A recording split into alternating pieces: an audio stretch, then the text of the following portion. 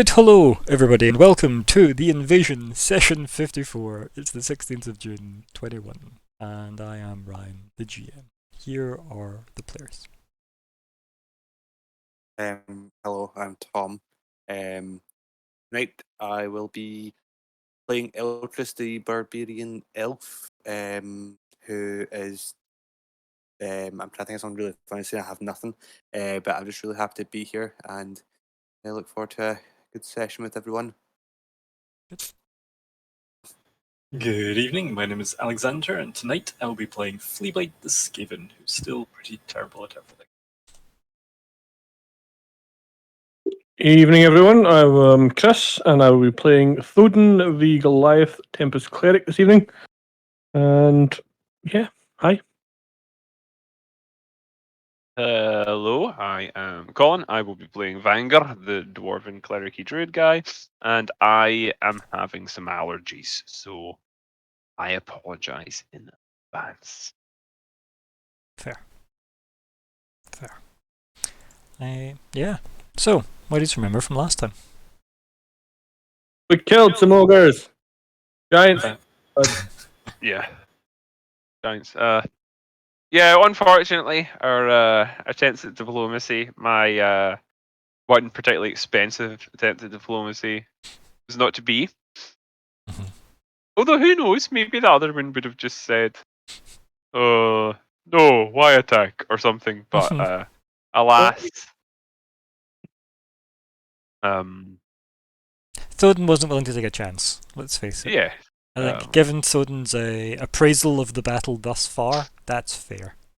I can sort of see the thing is, it's very difficult to separate meta knowledge out sometimes. So in my mind, I'm thinking, oh, but he's in one health. Like, that's so easy to deal with. But my character doesn't know he's in one health. So of course, that's the thing. Like, I think your character does justifiably know they are not in a good way. Very weak. Yeah. Like, because your character will know how a spell works, right? That's true. But I don't think I would. I would know it with enough confidence to say literally any hit is a guaranteed kill. Because I don't know that my character would know it that certainly. It'd be double the work, right? But I do feel like a lot of these spells should be, here's how this mechanically works in the meta, and here's what your character would understand from the magic. So saying something like, bringing someone back from the brink, because they haven't quite fully departed this world, blah blah blah. And then mechanically, you have 1 minute to get to this person. Yeah, I think they don't do that because you use the same spell list for everyone, basically. No, I think the reason why they don't do that is because it's double the work, to be honest. And it's a lot of flavour for no actual benefit, whereas the mechanics is all that matter. But they then try and argue, or by they I mean collective DMs out there will say, but your players don't know about this. Their characters don't know about that. Blah blah blah. Like how I don't like people stating their hit points, right? But it does make a healer's job harder if you're not allowed to know the condition of somebody, right? Like, do you remember in 13th Age with Kestra immediately trying to give Mort a saving throw against a psychic effect that would have no indication had happened? And I'm like, I don't think you can use that move because you don't know he's under that effect, and there's nothing visible that he has described, as I asked him to, that would give you any reason to give him that ability. So it's one of those sucky parts of the game where it's like, metagaming has its place, right? It does in a lot of ways to facilitate the game working. Otherwise, it just really punishes people that aren't that good at describing every single bloody thing that's happened to them, which is tough. Never mind nerve-wracking. But anyway, carry on. So, giants, they happened.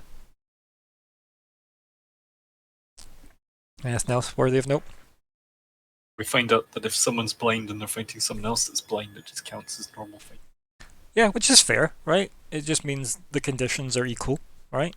I think that is quite fair.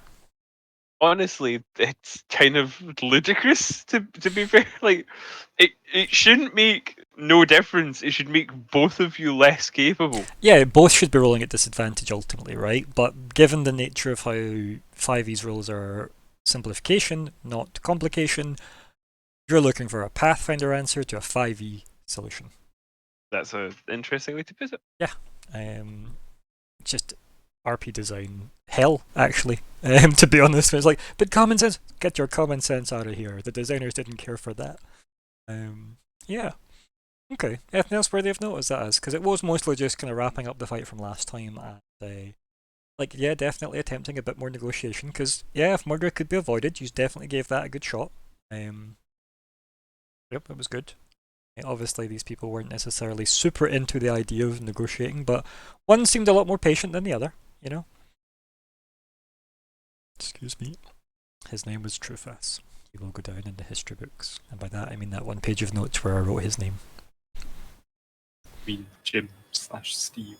I think he was Angela. Wasn't Jim the one on the ledge? I don't remember, but Truface was Angela. Angela was Truface. But yeah. Right, with that said then, if there is nothing else to add into that, we'll have a look at what the goals currently are, which is reach the city of Barris, decide the fate of the Dragon Egg, investigate Mountain for info on Bloodprints or the Watchades, and get closure for Eric. A blank goal.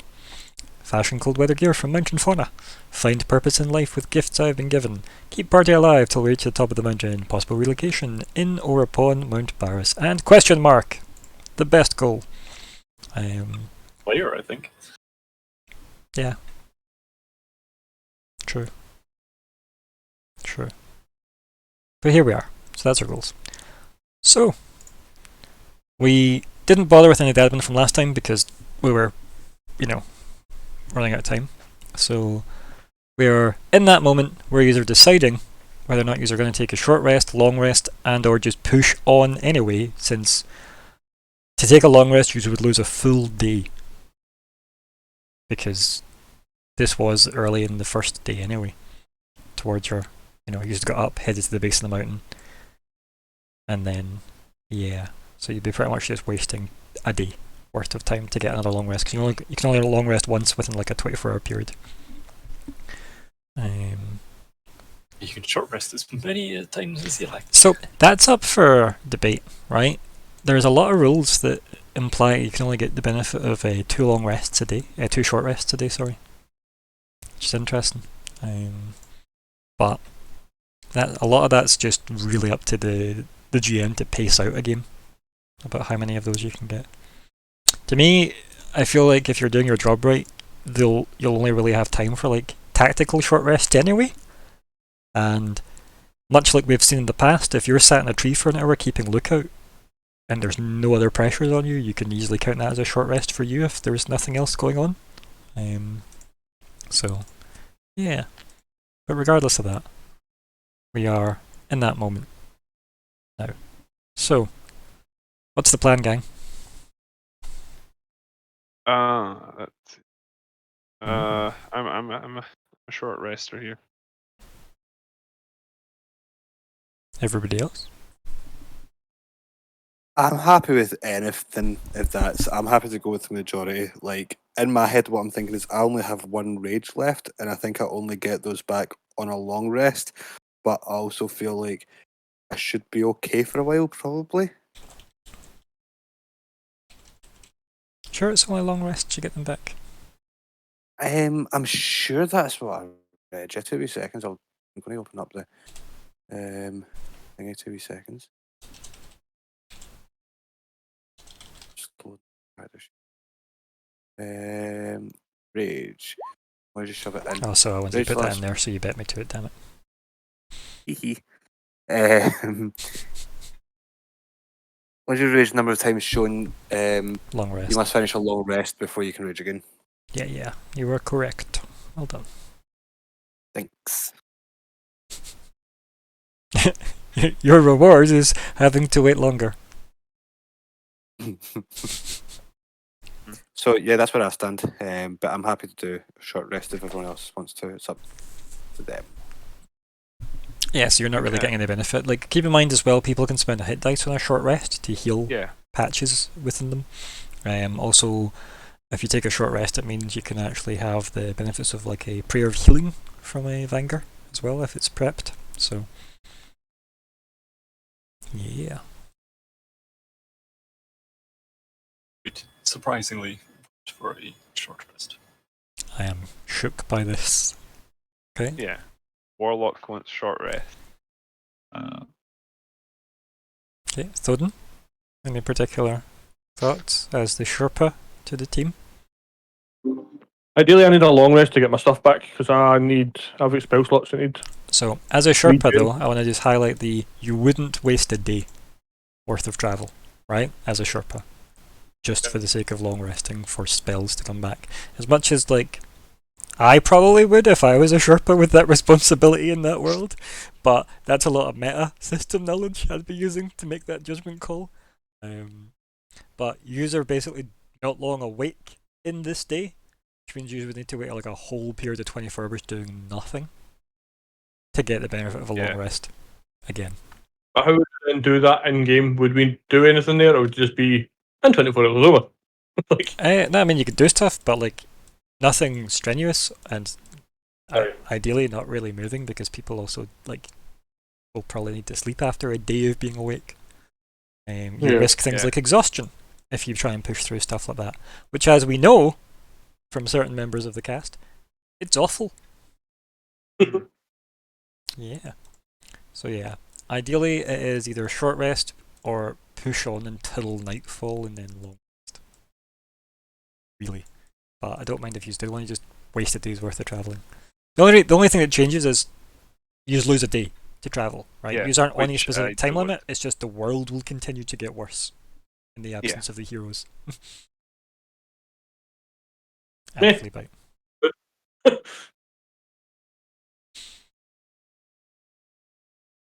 Oh, sorry, mileage is really kicking my ass at the moment. It's okay. So We yeah, seem to have it sounds like short rest o'clock then, because we wanted people wanted to rest regardless, and short rest is the only one really applicable without wasting a day. It doesn't sound like people want to waste a day, so it does sound like it's short rest o'clock.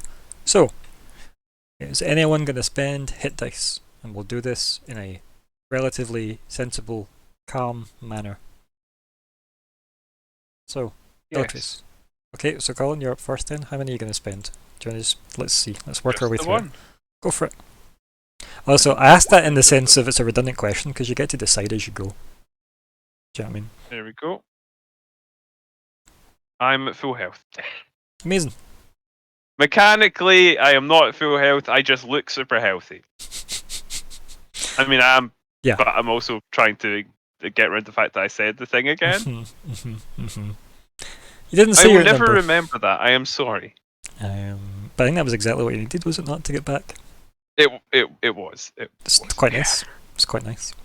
Not bad. Right, so mark off one of your hit dice for me. It does it automatically. Does it? That's nice. Yep. That's new. Yep.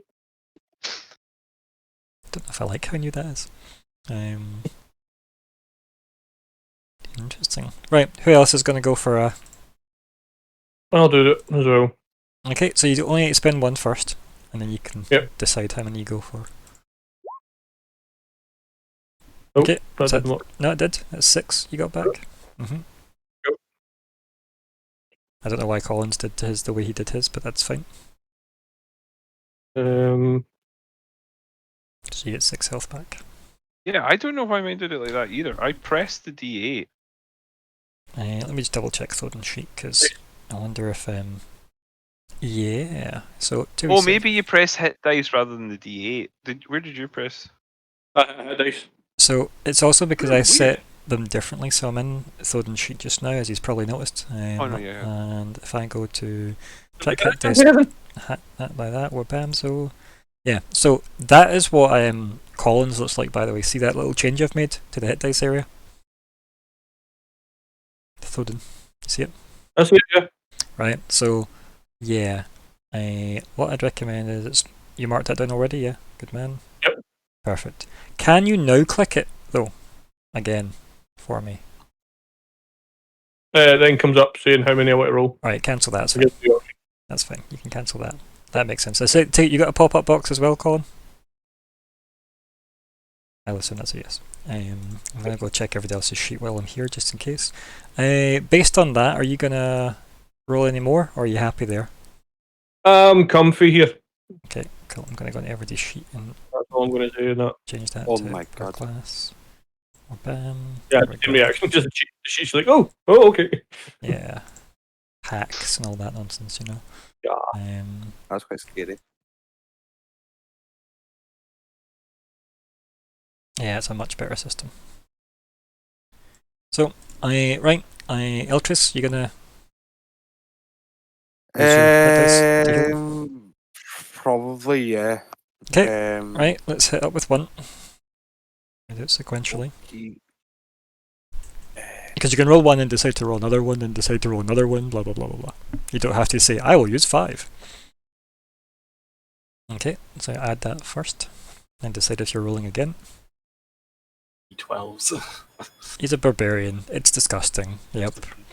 Hey, don't even talk to me. I live in Sorcerer Land with D6s. Yep. Don't even talk to me. 9.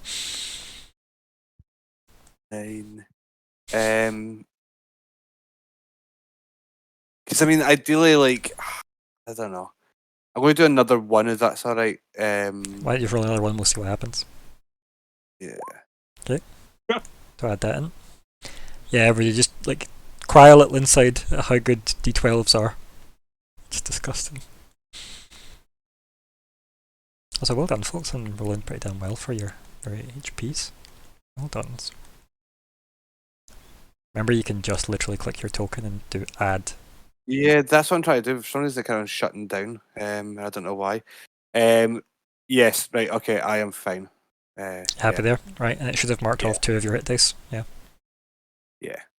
Cool. Perfect. We'll check. And flea bite. I think 2. I figured this might be for the best, you know. I think you changed it to this before, and I prefer it the other way. I shall do it now just because it seems to work better. It does seem to work better.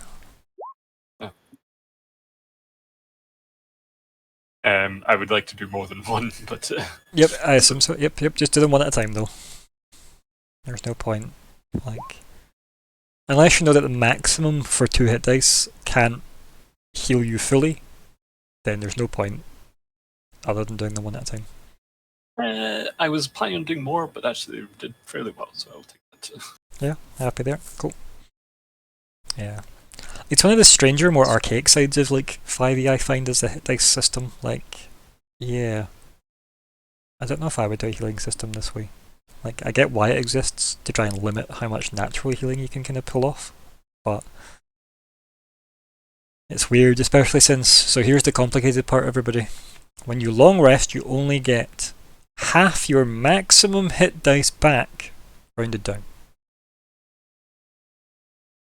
Which is perfectly, wonderfully annoying as a mechanic.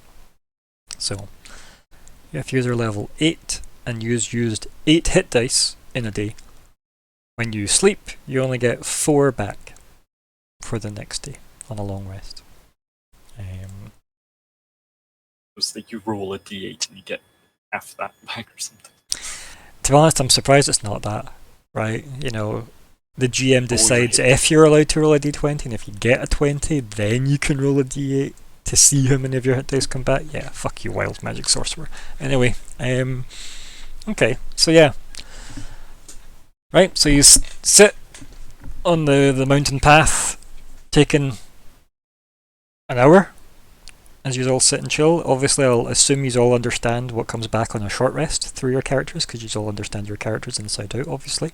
And you can adjust what comes back as normal. I think kind of something I've forgotten in the last 2 sessions is like my psionic dice, which I should have used for climbing and stuff. But I get those back in a long rest, but I can, as a bonus action, I can just get 1 back, and I get that ability back on a short rest.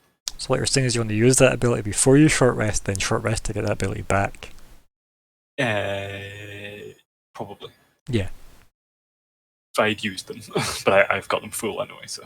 Okay. Yeah, because you get your first telepathy for free, don't you? So, yeah.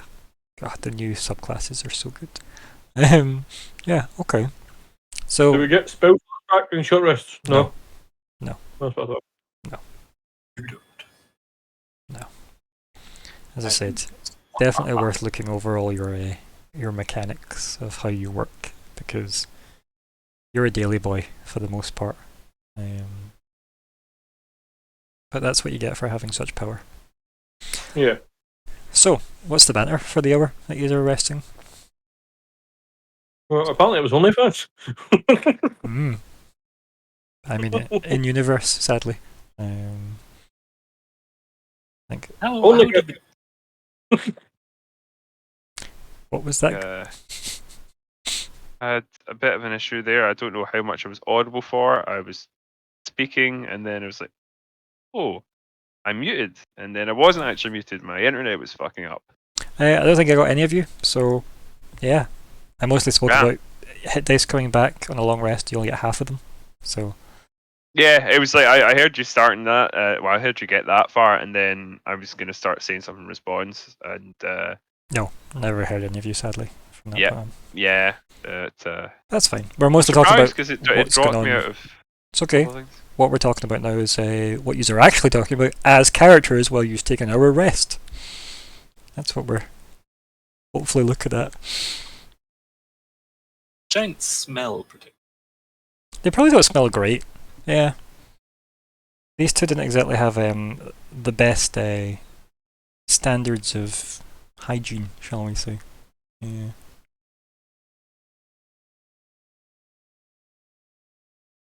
Also, hello to everybody in chat. Yeah.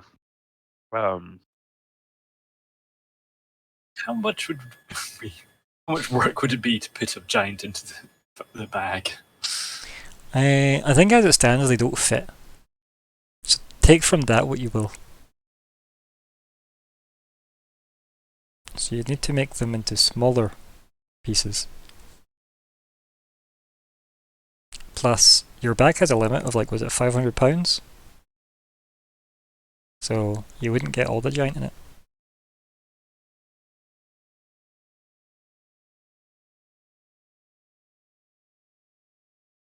Hopefully that answers your question, Alexander.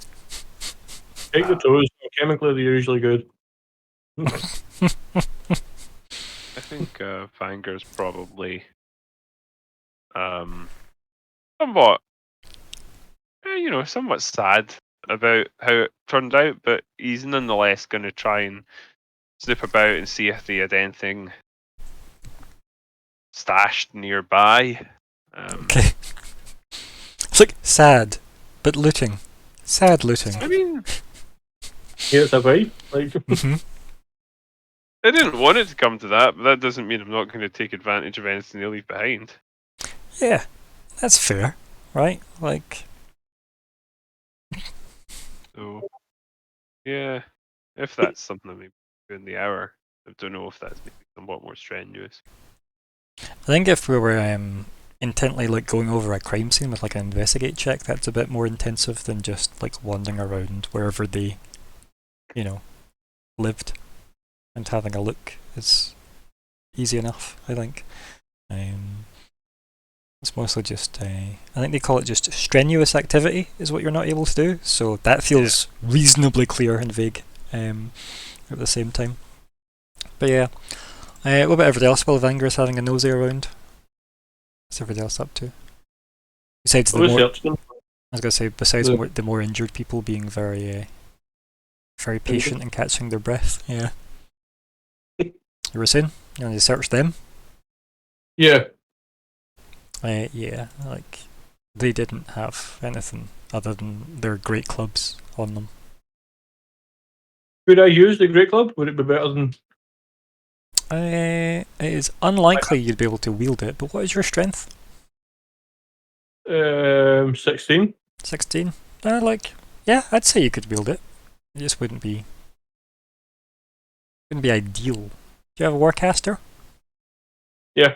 You got Warcaster? Cool, yeah. You're a bit more built for that, yeah? Mhm. 2 seconds. Where are we?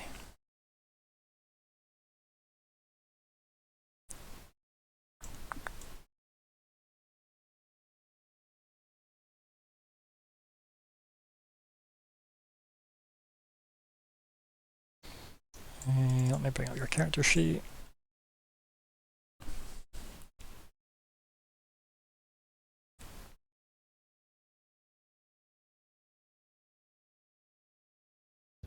Yeah, it's a D8 two-handed. That's hard done. Thank you. It's more about what they did with their version. But there you go, buddy. There's a great club for you. Thank you. You are welcome. Do you not use the shield sometimes? Yeah. Okay. Wouldn't be able to use those together. He wasn't able to use his shield in the last one anyway, because he didn't take the action, Yeah. because they are awfully punishing to use. Actually, I've got the Warhammer anyway, which is two-handed as 1d10, and that's with Warcaster. Yeah, because the difference is a great club's always two-handed, but the Warhammer is one or two-handed. Yep. Which is nice. It gives you the option for both, which is handy. But yeah, you got yourself a great club. Eltris, what are you up to for the hour? I don't know, honestly. I think I'll just be Sitting don't think I'd listening be- to like Kate Bush and Enya for a bit. probably, yeah. Honestly, yeah. I think that would definitely be it. Sounds like getting no, I awful don't know. low. Chilling you out. I don't know though. Like, I'd probably just be. I don't know. I believe that I'd probably just be kind of keeping an eye out and stuff if everyone's like going around looting. Obviously, I'd just be kind of on guard as such. Yeah, I wouldn't be looting or anything. Obviously, so probably just Chilling. Yeah. Does that make sense? Yeah, it does. It does. And Fleabite.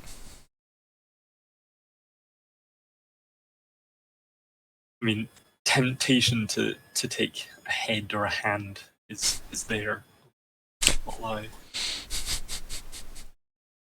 The smell would be so bad. The mess would be so bad. Unless you cauterized it. Like, oh god. Even then. So, yeah. Is the temptations bad, not gonna lie, ... meaning you're not doing it though? Ow. Every time that I had the goblin hand in Arlerkin was so much fun. And now being goblinish and having a giant hand, It feels like their the perfect inverse, yeah. and like their hand is probably like the size of Fleabite. Easily, yeah. I feel like Fleabite could have just stood on their hand comfortably like a platform. Yeah. As I said, you should have befriended them and then ratatouille'd them into battle. I believe it's pronounced Ratatouille. I don't know if it is, I'll be honest with you. Oh, okay. Like, that wasn't one of your better ones, I'm afraid. Well, but you just have to fucking deal with it. So, yeah, if Fleabite is just like, maybe you're just like sniffing around the giant, trying to like work out what you're willing to do then for the hour.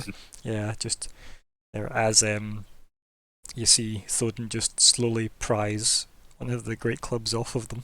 Yeah, I imagine like Thorin has that where you're trying to like undo the fingers from the club, and then Fleabite's like, and I like to believe if you had a measuring tape, you'd be taking measurements of everything like an undertaker. Yeah. good insulating skin. Ugh. Just the less I want to think about these guys' skin, the better. Vanger. Yes. I'm gonna give you this. I'll give you it in Okay. PM, and then you can divvy it up as you wish. But Okay. You wander inside Well, I where see. they sleep.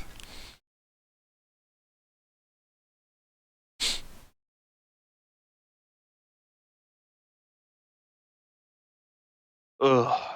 Let's see. Now, obviously, a lot of that will be identifiable with an hour of scrutiny. Okay. Right? but it's not as if anything's beyond your ability to identify with an hour of scrutiny. Very nice.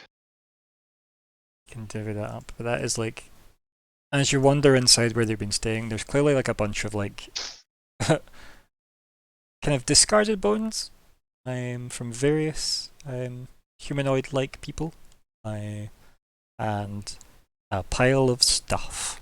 Behold their stuff. Very nice. Alright, isn't it? Yeah.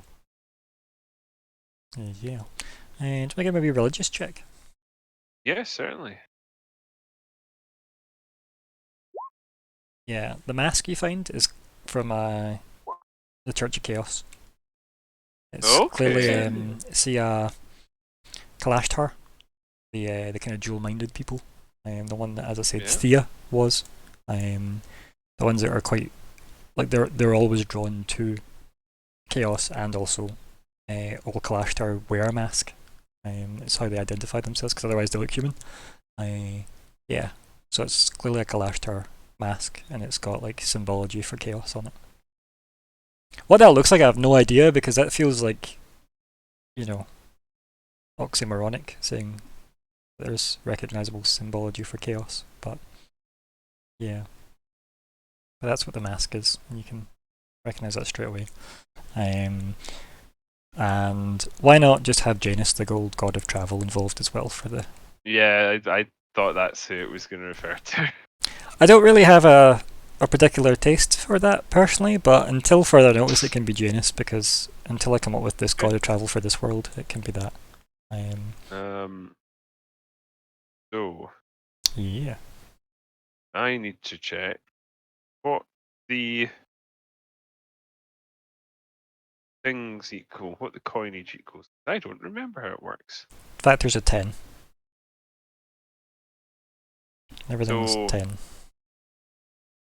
Copper's 10 is 1 silver. 1 silver. Yep, and 10 silver, silver's 1 1 gold. gold. Aye.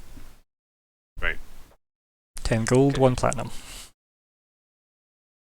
So, How many electrum? None. that would be Electrum's just a special noble dwarf coin. I don't know what you're talking about.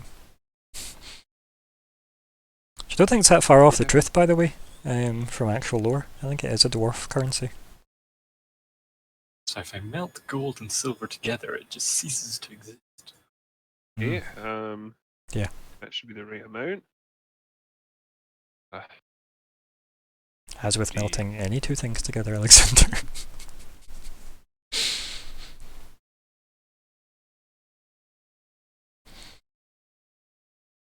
Okay, so yeah.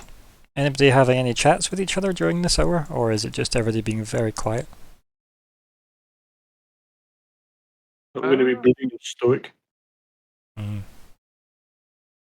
Helpful. Yep. Anybody else? Did Thoden use a great sword? No.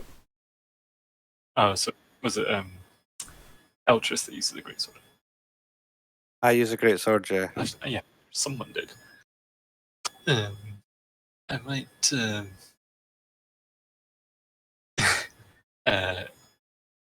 Fleabite might be just like, trying to measure up the hand and like, pulling out daggers that, it's just not gonna work. And maybe motion to Eltrus.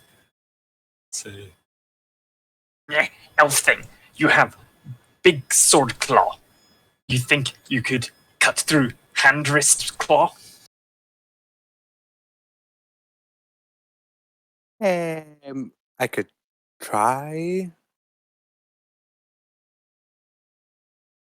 Probably Fleabite just like, I imagine Fleabite was standing on it, just sort of crawls away, gives you space.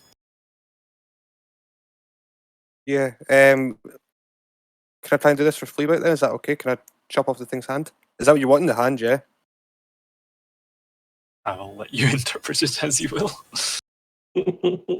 Mm-hmm. And so, Eltris, what would you like to do? Sure, I'm now trying to think in my head what he just said. I'm sure he said the word hand, or did he say the word head? He said one of those two things. Whatever it was, he said, I want to chop that thing off. Okay, so I'll repeat my question. What was Elstrus gonna do? I generally can't remember like if he said hand or head. It Let's was chop his off his hand. hand. I'm sure he It said was hand. his hand, yeah. Okay. It was the hand, Yeah. Mhm. So, yeah, go for it. Roll. What do I roll? Could Fleabite be helping? How? Hold the hand. It's like outstretched.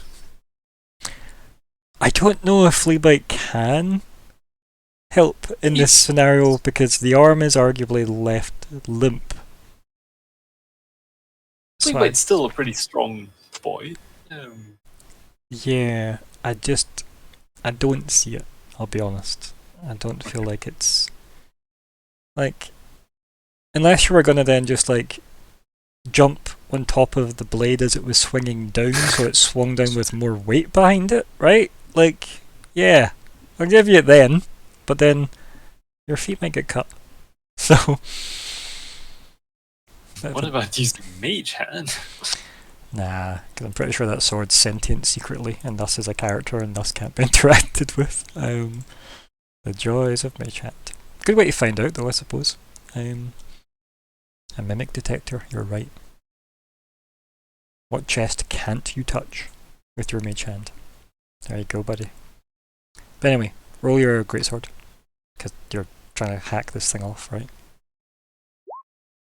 Okay, all damage.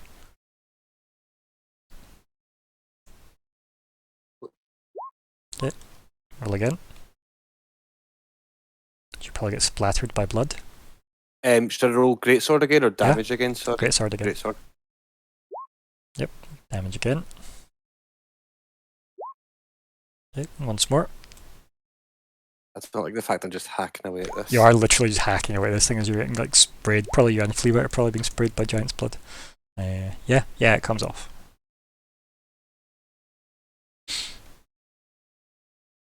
I think I would probably just kind of like wipe some of. I'm assuming there's blood on my forehead, and just kind of wipe it off with like the back of my hand.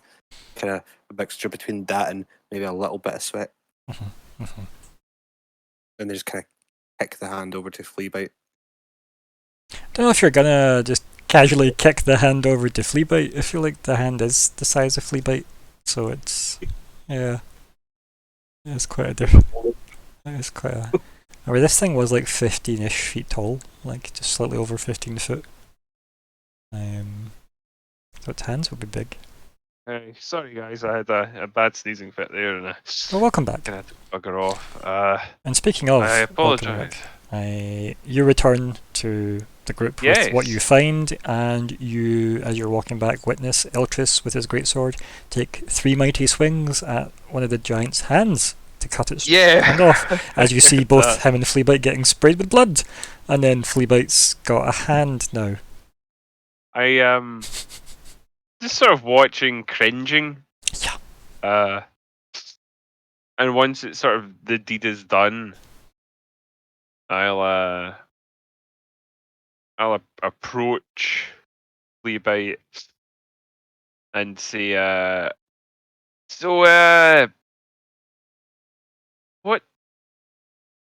what are you hoping to achieve with that? Fleabite give 3 precious gems, yes. Fleabite get something from this, yes. Well, you'll get reimbursed is what you'll get. 3 precious gems. That should be around enough. And he hands you about 300 gold pieces. And when I say hands you them, like he probably like pulls them out of a pocket and just spills roughly that amount into your hands, but for number reasons it's going to be 300. Like, give or take, just pour some casual gold into your bag, specifically and precisely 300. I love D&D. Yeah, it has to be a very specific amount It's for the purposes see the of fact this. that everybody can guesstimate perfect distances in blocks of 5. That's my favourite part of the D&D world. Well, it's actually very easy if you're living in a universe where everything is done in blocks of 5. Mm-hmm. And everybody Well, can how see did you know clearly it was 15 for foot? 4 Well, miles. simple. I walked thrice. Walk far enough away that way until I can no longer see you clearly on this clear day. That's 4 miles. So dumb. Yep. It's just quantifying things that shouldn't really need to be quantified. It's hilarious. But yeah, so Flavor, you get 300 gold. And I guess Fleabite like takes it, sort of lets it go into the bag. Mhm. Mage catching some of the spilling out. But really, I understand you wanted to get something out of this whole affair, but why the hand? Head too big, yes. Big giant thing.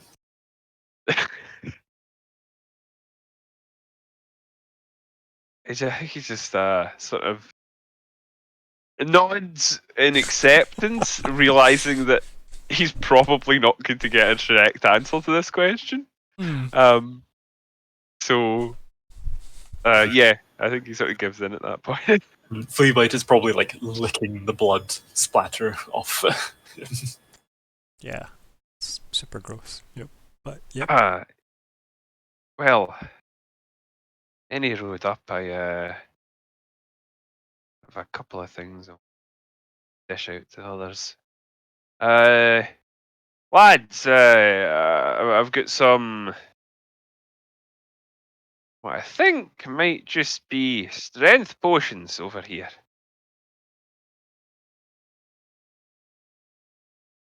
And that, I'm saying that very much to Eltris and Thodin, by the way. I turn round and sort of walk towards you like, oh? Because I know you're a cleric, right? But he doesn't. He sees you as big, strong man. I thought that might come in potentially useful.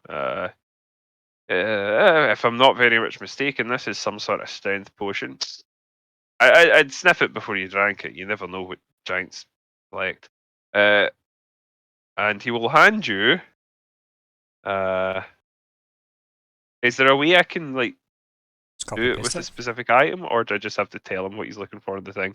I would just copy paste what I sent you. Just the line after it. Yep. Yeah. Just miss out the 2 times, obviously, since. Sorry, it's proving actually difficult to look at things. My head really fuzzy. It is. I'll put it in row 20. So you can just copy paste from there into the information thing, the information tab. You're giving that to both Eltris and. I'm giving one Done. to Thorn right now, but Eltris didn't respond immediately, so he'll get one in a sec. Probably wiping the blood off himself just now. Yes. Thank you, Vanga. I appreciate that. Hey, I'll use it sparingly. spoils a battle, you know. It's Yeah. everyone's to get something from at least. I'm not sure how useful some of this stuff is, but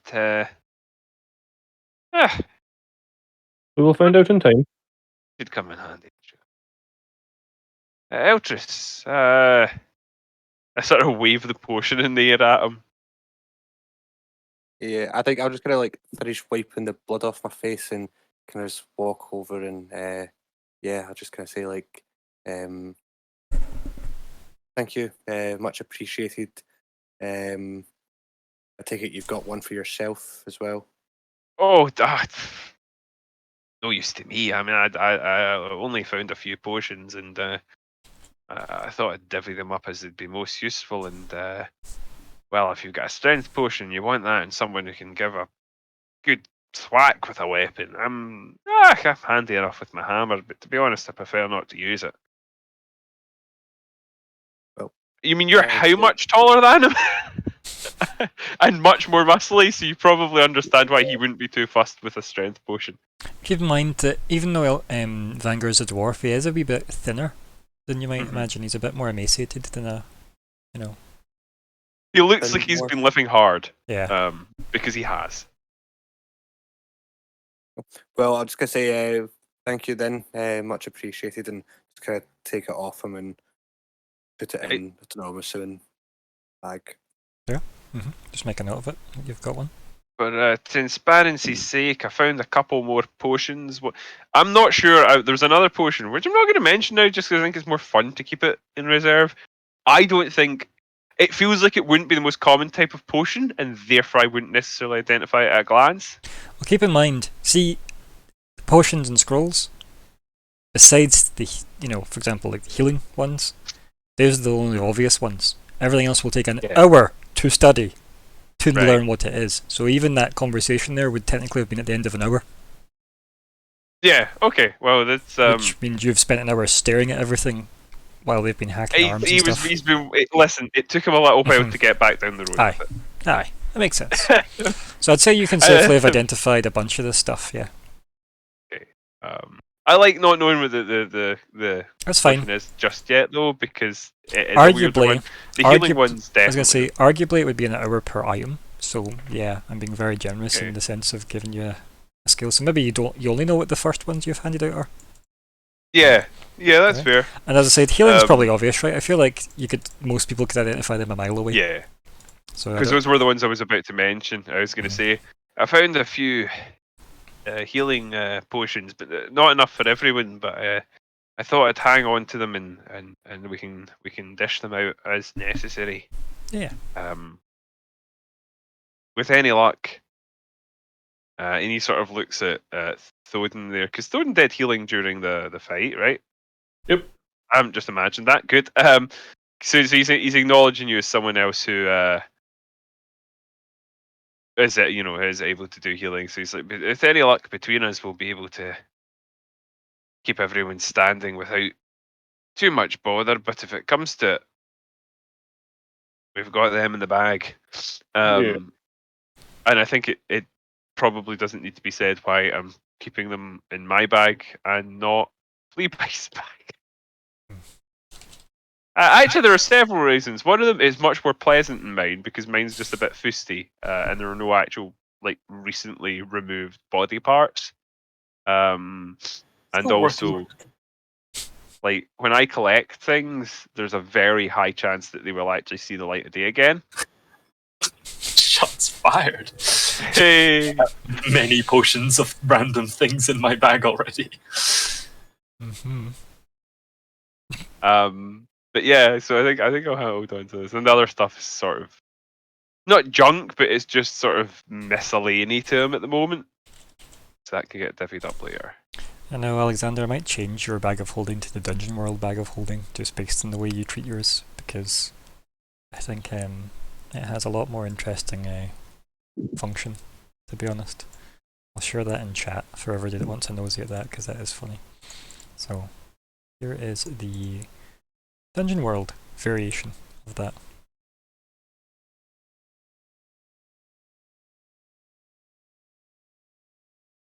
Please have a read.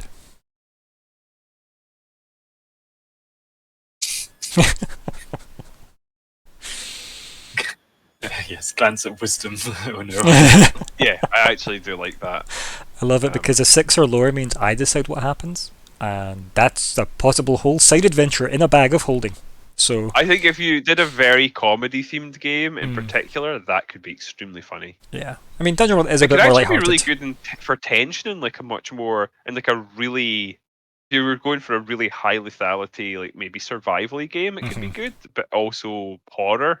But equally, survival horror is exactly where my brain went when you were suggesting this, immediately. Yeah. Because it's definitely a tension. Oh shit, there's something coming, and I didn't immediately get, the potion that I wanted. I found instead a holy symbol of something or other that maybe in a pinch I realise can be used to buy me a second as the undead flinch in its face. Which buys me enough time to give it's something like that, or Yeah, the vampire recoils, forgetting that's not actually the faith he hates, so it buys you that split second of no, actually I'm okay with that one. That one's fine. They gave me money for my campaign. Yeah, I gotcha. And that does then also have the bonus of it is infinite number of items.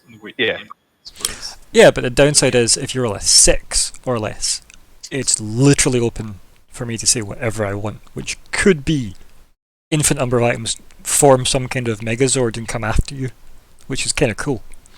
Because you've got to imagine that if you're finding this, unless you've made your own, Mm-hmm. and you're finding this from someone who's had it before, and maybe they're not the first person to have it, and Yeah. God knows what crap they've left. The implication is that, right? That is 100% the design aspect of this when you look at it. I feel like it's not said, but it's 100% implied that you found this bag and you use it. Because then it's more exciting for things you can find in it.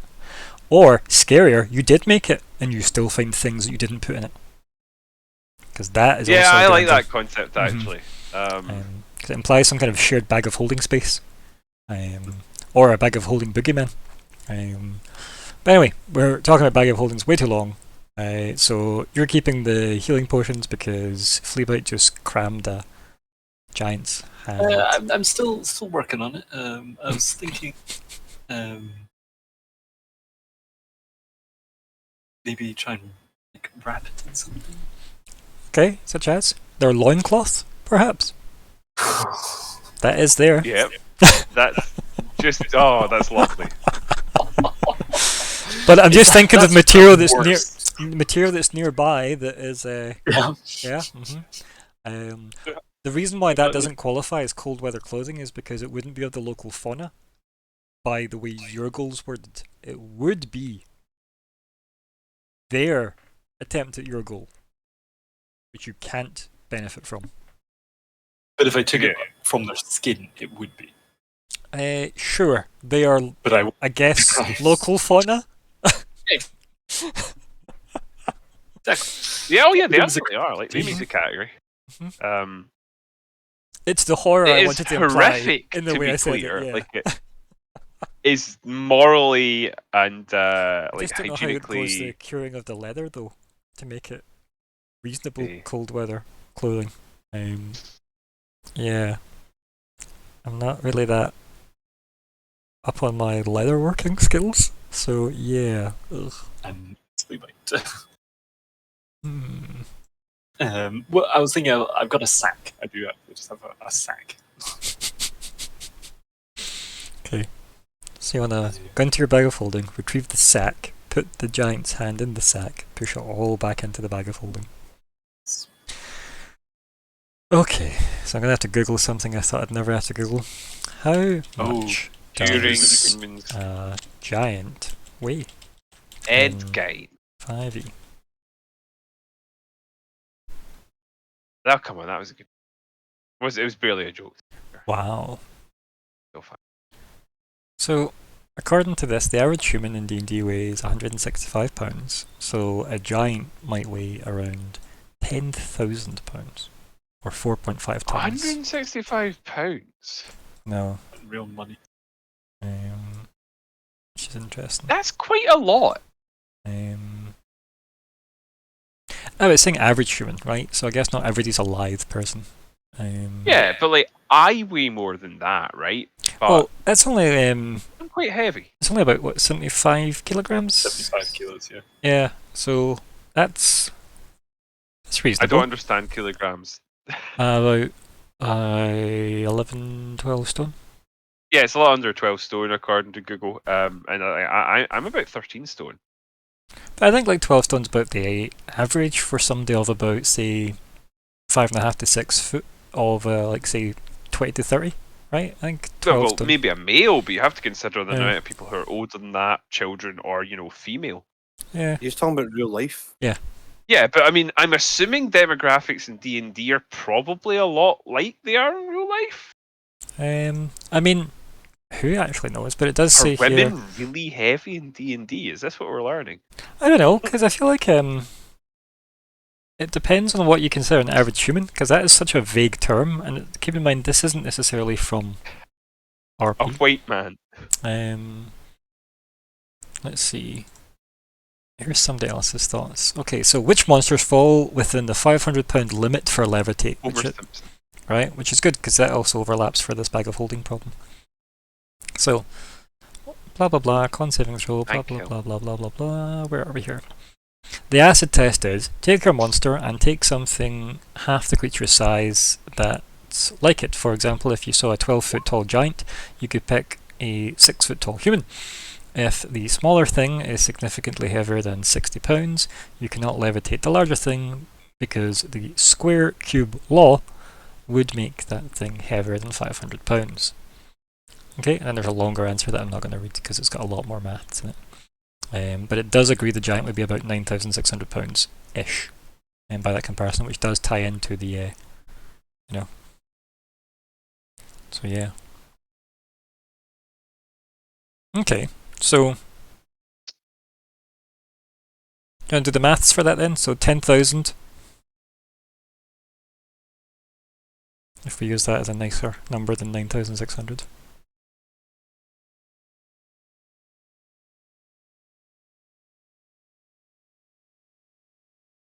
And then you can work out your. This is riveting stuff, by the way. Just for those watching. Yeah, I'm calling absolute rubbish on average adult weighing 180 pounds. That seems really 165 light to me. pounds. Like, But yeah. really? It's not light though, right? Like it's about 12 stone. That's Yeah. a lot. Again, though, it really depends on what Maybe they I'm mean just really average. overweight. I mean, I'm a little overweight, and I'm 13 stone, and I'm minutely over average height. I'm And 16 not great stone. I'm shape. starting to think I'm maybe obese. I'm definitely obese. So I'm 21 and a half stone. So, Chris, for that, what you posted, that would be in our world that has a lot better medicine and obviously Well, global awareness of health and fitness than, say, an average D&D world. Right? Like, standards in that would be worse, you'd think, despite healing magic existing. Right, Alexander, have you worked out maths yet?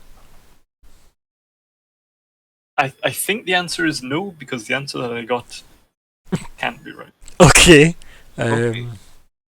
Right, so. Once you've eliminated the impossible, whatever remains, remember, However implausible must be. must be true. Yeah. Right, so. A human hand will be approximately 0.575% of the total body weight, right? So 10,000, right, divided by 100, times by 0.575 equals 57.5, right? So somebody take a note of that somewhere, 57.5.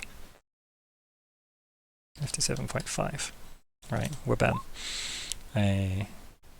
Where are we? Where'd my calculator go? Okay. In fact, that would just be the weight, right? That's how heavy the hand is. 57.5 pounds. There you go. That was easy. What did you end up with? Put the decimal point in the wrong place. Okay, that's fine. Yep, we got there. 5 kilos. Yikes. Listen, people Big have hat. like published major studies with the decimal points in the wrong place before, so I wouldn't worry about it. Remember the Jack the Ripper one? I do not. Yeah, so they had positively identified a few years ago one of the potential suspects, because there's actually some disagreement over who these specific suspects were, because there's a whole complexity going in there and like the ethnic composition of London at that time. But there was one suspect who had apparently been positively identified based on DNA from a shawl belonging to one of the victims. I believe it was Edo's. Anyway, say this was Edo's shawl. It turns out actually there's no evidence it was Edo's shawl, and also it was dated by one antiquer to about 30 years later, in the early 20th century, but never mind. Let's assume it was. They had the decimal point in the wrong place, so they had overstated the probability by a factor of 10. Also, so have we, by the way, folks. I've just googled a different variant because my brain decided to do that. And apparently, there are stats for the weight of a hill giant, which is what you thought. And it is about 1,000 pounds average weight, which means That's a lot. That's more than a polar bear. yeah, but We it's were not. thinking 10,000. Yeah, keep in mind our maths was 10,000 pounds. So yeah, so that is It would be 2.5 kilos. I mean, so you're well, about as 6 big pounds. as it is, 11 polar bears away. Yeah, I mean, to be fair, yeah, but like the mass increase when you start to. that is crazy. £1,000 does seem crazy light for a creature that big. Now that you think about it, Yeah, because it's about like 12 to 15 foot tall, right? Average height about maybe they 15 have foot hollow tall. bones like dinosaurs. Maybe. Although there is apparently recent evidence indicating that most dinosaurs were heavier than we previously thought. I don't know what to make of that. I haven't heard anyone smart talk about it, so I'm just going to assume it's true. What I love about this is that it means that I can lift the hand with Mage Hand. Oh, okay. Oh no, because it's what, like £15 like Mage Hand goes up to, isn't it? Which is disgusting. Is it £10? Drag it around and slap people with it. Your Mage Hand can lift a bigger hand. And because it's no longer alive, it's no longer a creature, it's an object. Which means your Mage Hand can do this. Which is actually a really interesting philosophical. Yeah, it's actually kind of horrific if you think about it, but let's not. So, anyway, back in the scene. I guess that's the hour. Unless you're divvying up anything else. I think I've done enough divvying up today. Okay. Okay. Is it a man not entitled to the sweat of his brow? Okay, Ayn Rand. I think that might be literally who I was quoting. I'm I not think sure. it is. Oh no! It's Andrew Ryan! Andrew Ryan. Is That's it? it, yes. Yeah, but isn't he just Ayn Yeah, Rand? yeah, he is. Yeah, pretty much. Even the initials, right? Yeah. Sorry, Ayn Rand. That's it. Ayn. Yeah, it is like Ayn. She's Russian, so Yeah. aren't they all? Anyway, I don't know what I mean by that. right. So I guess you pack up your shit and off you go. Yep. Yeah. Mm-hmm. Can't believe that hand's only fucking £6. How? How is it only £6? That is weird. Although, I guess the term giant, everything, like, I guess you just always have it in frame of reference to your size, don't you? So, I suppose 15 foot tall isn't necessarily that big. It's really big. It is, to be fair, yeah. 7.5, just over 7.5 tall, so not that much bigger than I mean, double Size the of tree. yeah, it is mighty, to be fair. My explanation is that they are actually not very dense, which is why they're able to be so large. Or maybe their bones get lighter as they go up the frame. Who knows? Their skulls are very hollow. So Big heavy feet to keep them. Yeah. That makes sense. Okay. next room. Yep. So you pack up your shit. You pass through. Everybody's heading up the steps at the top of the kind of walkway, Yep. as it were. You pass through the area that Vanger had obviously surveyed. That just is kind of filled with bones of possibly past adventurers, Or just etc. travelers, Yeah, like children. basically anyone that's happened close enough by that these guys have been like om nom nom. And yeah, you can clearly see it's been this wasn't designed as like a living space. You can tell that they've just filled a it. question that might seem strange and maybe out of place because I don't know much about giants, but I don't know how much Vanger would know. Giants are how to put it? Do giants have sexes Yeah. in D&D? Right, so there are male and female giants. They're not just like elemental beings or anything. I mean, They didn't look the phrase it, in but it's hard to D&D versus but all commoners are that badass rogue lady in D&D, right? So I wouldn't worry about it. So they would presumably from the portrait have been males. I mean, it's hard to say. You just didn't exactly go and inspect them, and I hope you never do. Actually, Okay. I am not sexing a giant. Let's not get that. Yeah, I think that's fair. I was just curious because my thought was after sort of going in finding no other giants. Like, They definitely two seemed males isn't masculine. much of a tribe, right? They definitely seemed masculine. Yes, that was what you could assess from like how they acted, their visuals. But based on what you know about giants, I guess. Do you want to give me a nature check? Maybe we'll see. Yeah, I was thinking I might have to roll something to see if I can. It would have been a My good nature cultural is roll. depressingly bad for this character who really should have No, but high based on nature, that but I roll, I'd say ran out like of- I think you can gauge enough about that to say what I've said is true, right? Like you could believe that they were males, and you could believe that it's not a tribe. Two does not make a tribe. Yeah, so I might say something about that. Just trying to think how I would word it. Probably like as we're wandering up by that point, like, you know, we've walked past it and it's sort of in his mind now that it's just the two of them. Maybe we should keep our eyes out. I mean, if there's two of them living up here, oh, they had to come from somewhere. Makes sense. We don't know their migration patterns. They could just be two at a time. Could be more. Uh, You say? they may just have settled here, I suppose. It didn't look like a permanent living place. Hmm. It Still. take much to feed such giant things, yes. Perhaps Aye, well, only as many as two or few can survive on such hill, yes. it's fair, but still, oh, we should keep our eyes peeled for Yeah. not that they're hard to see, but Was Electric's contribution there just? that's fair. Yeah. Mhm. It's just all I heard that sounded like. I was going to just say best be on our guard, but I think we've basically got the gist of that. Like, I think everyone else. You kinda could still thinks say that. it, right? Best be on our guard, right? There's nothing wrong with Best be on our stating it. guard. Eldris said, best be on our guard. Yeah. Hmm. How did he say it though? Just like that, in a very high pitched sound. Best be on our guard. This is a reference, but I don't know what to. I mean, Is it a possibly. reference? Am I? What's It's a happening? reference to the life of me and Ryan. Ah, I see. How dare you, life me? I And only when you live say for life, RP. Yeah, life's for the living. So we continue on, right? You pass by that, and it does seem to kind of just be like almost like a gateway or an entranceway through what may have been a wall at one point, right? Like a big kind of passageway into the inner side of like the mountain, right?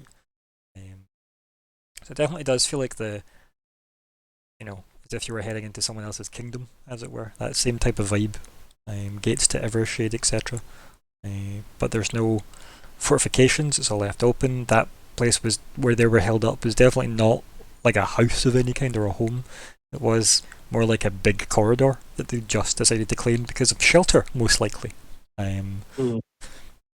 The kind of bodies that you'd seen piled up definitely been in there a while. Yeah, definitely seems like they've been there a while. Yeah. Despite how much it does probably take to feed them, they've obviously been fed enough. Might not have been completely human bones or humanoid bones in that pile, but there was definitely Maybe not everything leaves bones as well in the Mhm. D&D universe, you know. Or maybe they eat them, right, as well. Like So yeah, stew. Bones is the best part. right. So yeah, they're biggins. So yeah, and then yeah, you head through, and again, you still can't see the peak of the mountain, but you can see up, and you can see obviously that there's like stormy weather much further up the mountain, and way off in the distance, and you can see like snowy parts of the mountain beneath the storm. You can see big forest areas kind of beneath that, and that's pretty much what lies in front of you. Besides a bit of like kind of a rough stone work that you'll need to kind of navigate first before you hit the kind of forest area. But So, thankfully, as a dwarf, I am inherently an expert in stonework, as you know. oh, of course, yes. And yeah, it just definitely seems to be a like multi-tiered climate experience this Mount Barris since but there's definitely a long way to go, put it that way. So yeah, you just push on, I assume. And who is taking the lead? I'm gonna assume it is Thorin. Yeah. Yeah, so is somebody going to help you navigate? Because if they are, you can roll with advantage, but if not, you're going to be I'll help. two up front. Oh yeah. Okay, so roll I mean, with. lagging behind slightly, probably for reasons. No jingling reasons, no. But yeah, Legs reasons. legs, yeah. That's right, it's quite a significant leg difference between the two of you. But yeah, give me a wee survival check with advantage, Thorin. Advantage. Survival. And while that's going on, what's Eltris and Fleabite up to as part of the team of 4? Ooh. Oh, yeah, think sure. I'd probably be like probably at the back. Like if Thoden's up the front of the thing, I think I'd probably be at the back, just kind of keeping an eye out Yeah. behind us. Does that make sense? Sure, I yeah. think that would be the most thingy thing for me. Taking up the rear, I believe, is the phrase. Yeah, I'm taking up the rear. Yeah. And Fleabite. I think this sort of slightly more difficult terrain for Fleabite would be probably just like on all fours almost the whole time now. Mm-hmm. Just Yeah, scampering more. yeah, and not really being that bothered keeping a lookout. Yeah, just making sure you're following the two in the front and staying ahead of the one behind you. And just knowing like I just need to kneecap the one behind if there's anything. Don't have to be I faster. kind of move up the front now. No, I'm joking. I don't have to be faster than the thing chasing us. I just have to not be the slowest of us. True that. And yeah, okay, yeah. And yeah, I think you can push on through a lot of the kind of the rocky terrain. There is probably like various scattered wildlife, but like kind of more in the range of like kind of mountain birds and things, rather than a lot of ground-based life.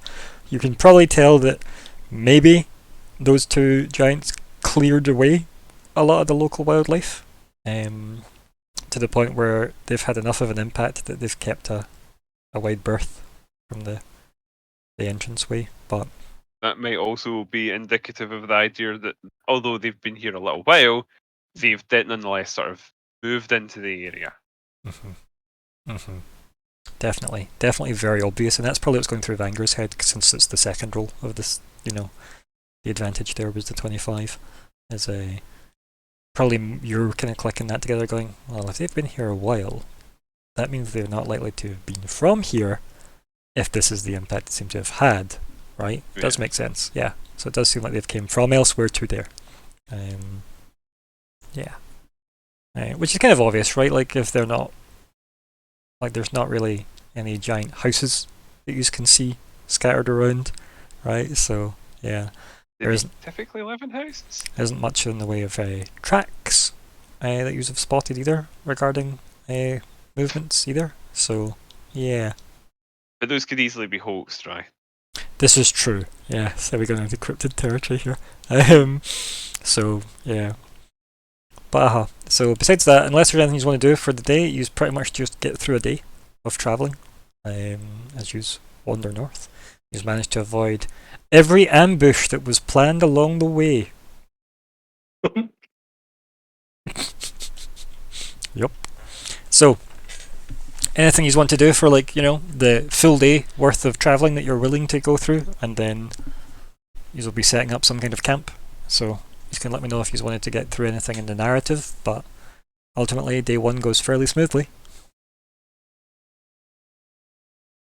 I don't know about everyone else, but I think sort of just get my head down, keep moving. I think after that last encounter, he's quite eager to eat a fairly hasty track up, and You get some distance maybe between that area. I mean, it's more like just a case of let's not fuck around now that we've seen how dangerous the bit that maybe people actually reach is. And I think it's a bit obvious about how difficult it might be to get past the first step, it seems, if this is where a lot of people have started their journey and ended it.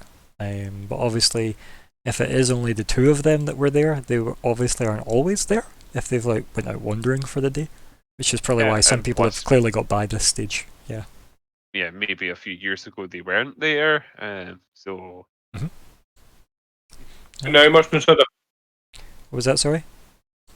What we now must consider is obviously if we've cleared the way, giants are now dead. Anybody can now get up behind us who wishes to, climb the mountain or follow us or. But do we have any reason to think anyone's following us? I mean, Well, you've got a chosen one. Yeah, that's true.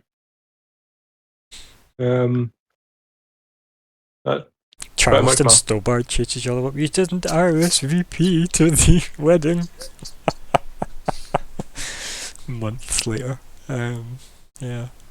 Just appears like, oh, I'm actually head of the house now. Yeah. And also the mountain, apparently. Yeah, we have a staircase that goes all the way. Anyway, I think. RSPP stands for really small vertical peak, and actually the mountain was an optical illusion. Thanks to perspective, it's quicker to go up this side. But yeah, the only thing I'd say on that, Chris, is yes, you definitely have now stopped that level of gatekeeping for the mountain, but that doesn't immediately tell everybody they're dead, right? So if people went and tried an expedition up here before and saw them and went, nah, fuck this, let's leave, they now don't necessarily automatically know the giants are dead unless they were trying to go for it again, right? Yeah. So you wouldn't need to worry unless people are actually specifically following you guys, right? Because if they are following, when they get to that checkpoint, there will be nothing there to check them, right? So, yeah. So there is a concern if you're paranoid to think people are following you, but if you think, you're probably okay, right? So, yeah. Reasonable to be worried, but I wouldn't say obsess over it. So you should be okay. My mind is focused on getting uphill, but still weary of possible threats from behind. But I think that's a good statement, just full stop, right? Like when you're travelling. Like, unless you have a way of like an attack avenue, you are exposed, right? So, it's not like you're travelling through a tunnel or something where you can guarantee it's either going to be from in front or behind. Because even then, things can tunnel, sadly. So, yeah. Yep. But if nothing's super pressing for MD in the narrative, I guess you just set up camp. So, who is doing what about food? Well, I've probably got some very nutritious mushrooms. I have a backpack full of rations. Okay. So I mean, so do I, but also mushrooms. mark off whatever resources you are eating. Cannot have infinite mushrooms, I'm afraid, Colin. But I mean, you can roll any could check. go nature. Yeah, you could easily. Or survival, would it be? Survival's more likely, yeah. Yeah, I'll take a survival roll. Yeah, go for it. There you go. We're bad 16. mushrooms. Yay! Yeah, Possibly also some berries. You probably have enough to feed like the group if you wanted to, just with that roll, right? I'll offer round to everyone who wants some. Yeah, I'll check a few my way. I'll have a. Yeah, of course. Have The some berries are easier for transporting. The mushrooms are going in the pot. Oh yes, I'll take some berries. I'm not really a massive fan of mushrooms per se. Yeah, fungus is always reliable. Yeah. I don't know quite what I mean by that, but I'm sure Vanguard does. Feels like a very Vanguard thing to say anyway, so yeah. So he's probably just brewing up some simple mushroom soup. It probably looks more like mushroom tea. Probably smells wonderful. Yeah. I'm sure it does. Yeah. Eltris, Fleabite, what's the plan? You gonna eat off the Vanger, or are you going to forage for yourselves? Eat off the Vanger, but like literally eat off the Vanger. Okay. I mean, not literally off of them. That would be rude. Oh, never mind. I've got rations then. In that case, Okay. no, I'm joking. No. Yeah, no, I would say probably like yeah, I'll take some too, please. Yeah, yes. I've got a. Here, help yourself. So he probably hands over like a. Not sure what he would carry them in, like a simple, probably like a simple bag that's already half emptied from what he's given to the Thoden. There's still more. I've got and he like goes through like his component pouch. He's got like various powders and things. Like, well, that's not for consumption, but and yeah, it like produces some powder. Maybe shakes a little into his mushroom soup, nods, and says, "Yeah, there's plenty to go around.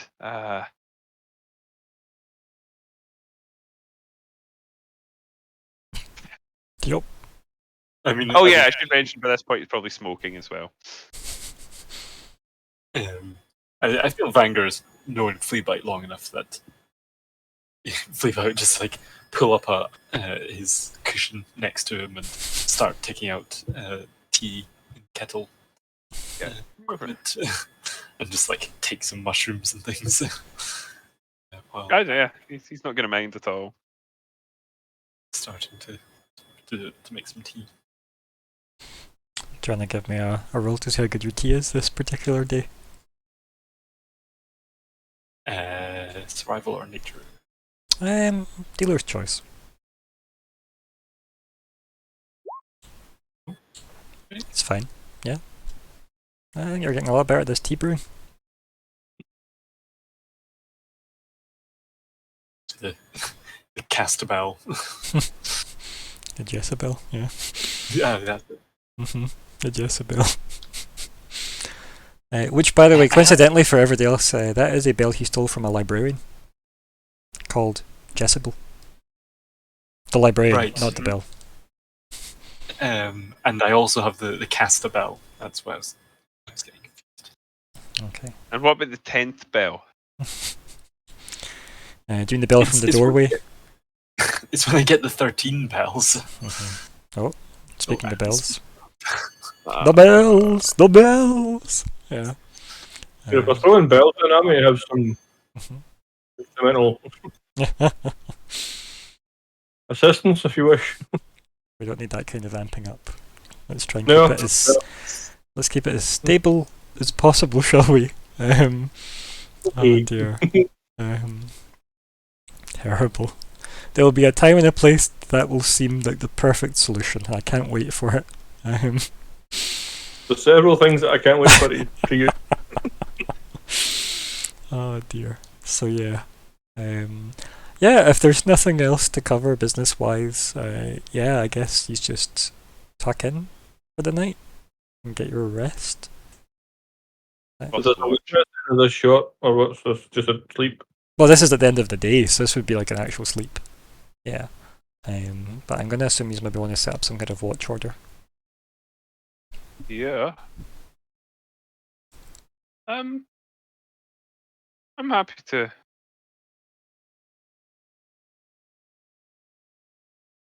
I'm happy to take first watch of. And else, any issues with that, or? No, if he's more than happy. No, fine, yeah. Sounds good to me. Who's taking a second watch? I'm happy to go second. Okay. Third watch?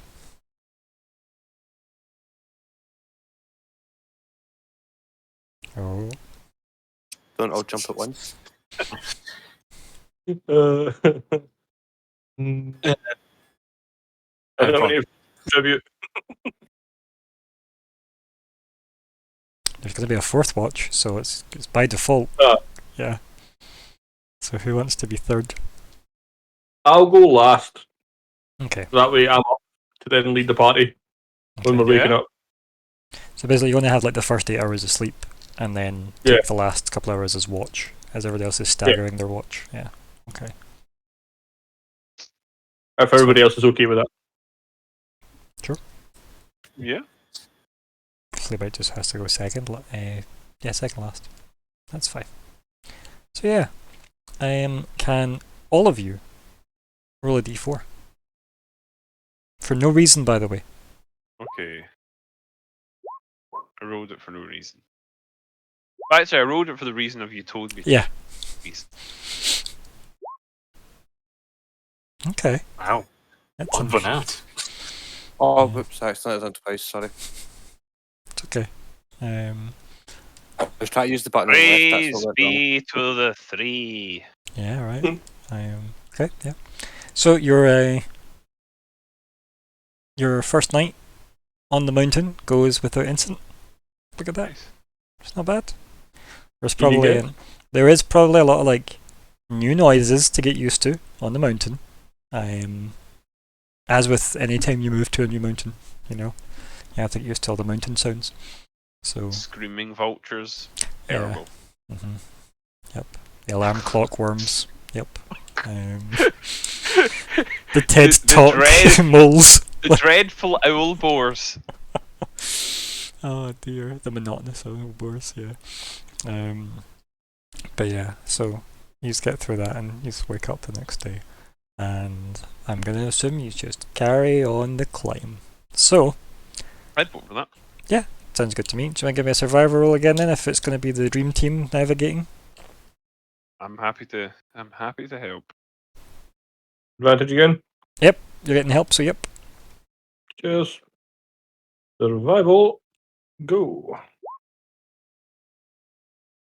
Not bad. Nice. Look at that. Not bad rolling at all. Yeah. Also, keep in Also, mind, folks, this has been a long rest you've had now, so make sure your sheets are Oh yeah, let's get reflective of that those appropriately. So fresh. everybody put your health up to max. That should be your first Yay. step. Now look at your hit dice and you get half your total back, rounded down, but I don't think MD spent more than 4. So everybody Yeah, should it be works back. out cool. Yep, so everybody should be Yep. back to full hit dice. And then spells will be back. If people are adjusting their spell lists, I need the new image. I will be because I forgot that I Yeah, your actually auto-granted already stuff, have yeah. This is right. Just make sure And it's listen, pipped correctly and you send me the update one. If it's not being changed, you don't need to update it. It's just staying the same if that's the case. So Thoden, if you're happy with your list as is, just leave it. If not, then you need to send me a new screen cap of it. Okie dokes. That works. It's fine. Perfect. Cool. So do you think you're changing yours, or do you think it's going to stay the same? I'm going to change one thing to another thing. So I'm Is changing. it Sleet Storm? Yep, that's getting to fuck. Sorry, but What you put in its place? mass healing mod. Oh yeah, it's a good shout. Yeah. Funnily enough, Sorry. Vanger, are you ditching Revivify since you already get Revivify and you're going to put I get in... Revivify, so I'm going for Mass Healing Orb. Yeah, good. I don't think that's a bad spell to double down on. Definitely not. No. Not at all. Especially You if... still what wish, was that, sorry? you still wish the new one over as. I always... Anytime you make a change to your spell list, I want a new copy and I want you to pin the new copy in our private chat. Just so that's the thing I can refer back to. It's the only thing about it is it's to stop people having the temptation of going, oh, I totally prepared that exact spell that's perfect for this exact moment. When you didn't. Yeah. I would never. I'm not saying you would, I just feel like this just stops it being an issue. Aim. Which is nice. But yes, you just can get that sorted in the interim. While you set off for the day, we'll go to break, and you can do all that admin stuff on the break. We will be back in, say, 10 minutes. That's what, 9:15? So we'll see folks then. Back soon, folks.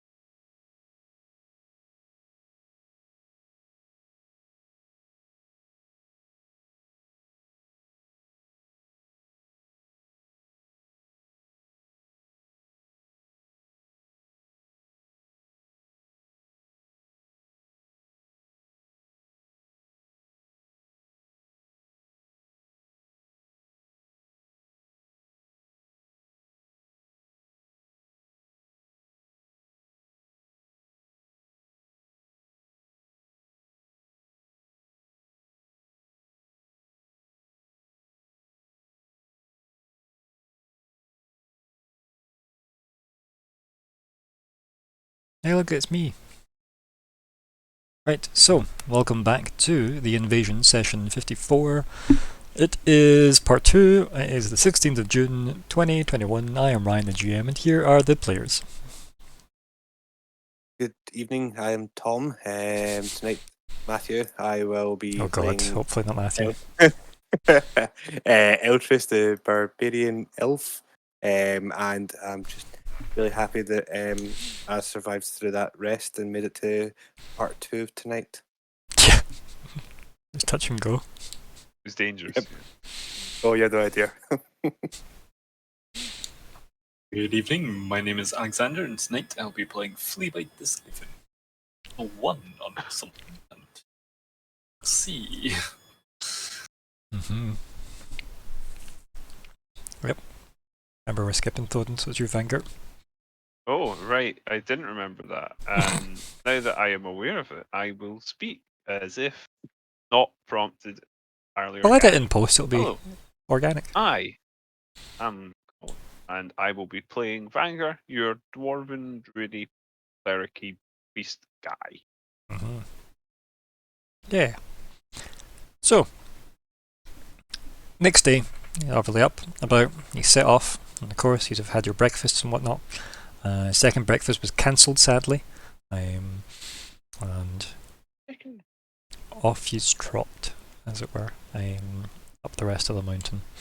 So, as I said, terrain-wise, it's pretty, like lots of exposed rock, very little, like tree coverage, quite steep inclines as well. Yeah, relatively harsh territory, this first kind of a section. A lot of spaces exposed to the elements. Luckily it seems like the weather gets worse the further up the thing goes. You seem to be fairly sheltered with the amount of coverage from, as I said, bits of the mountain as well. With the way the mountain is shaped and the kind of area that you've walked through based on the underpass with the giants, and long since a day past that, these are heading round to what seems like the sunnier side of the mountain, which is nice. These are definitely away from the fully Evershade side now, which is good. I suppose the more distance we can use in Evershade, the better. In general, I guess. So yeah, any particular plans for the next day of your travels? Because again, a 23 is pretty damn good on a survival check. So Yeah. yeah, I feel like anything you would have bumped into is easily navigated, quite frankly. Do any of you guys feel like your tasks could be sort of the gun on the journey up? Like, is there any scouting you want to do for like a location or?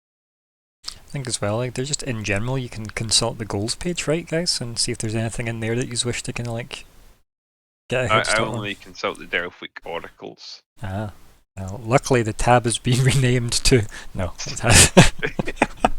But it's been renamed sideways. Yeah. But yeah, it's just these are things that you can do, right? Yeah. So It just moved into AFK because it was muted for so long. That's all. yeah.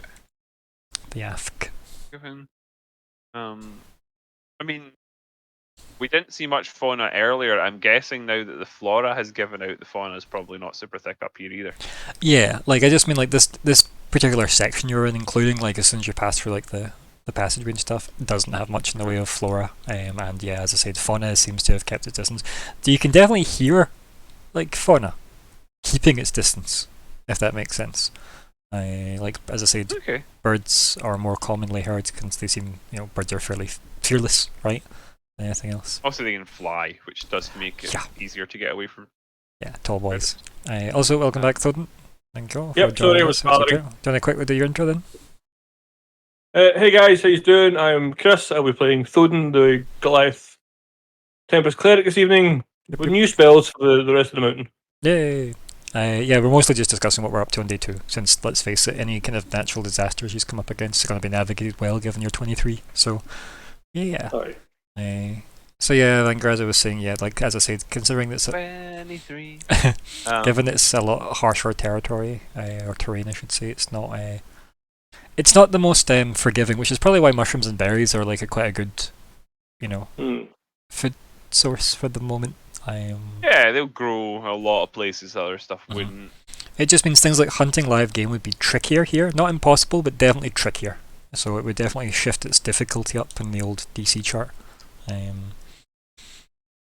But definitely not impossible. You could find things to hunt. But leaving out traps probably wouldn't help as much here. You'd need to actively go looking for them as opposed to like in a forest where you could set a trap for something. Depending on how you baited it, I guess.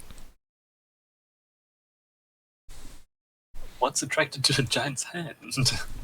Skaven, I think. Lions, tigers, and bears. What?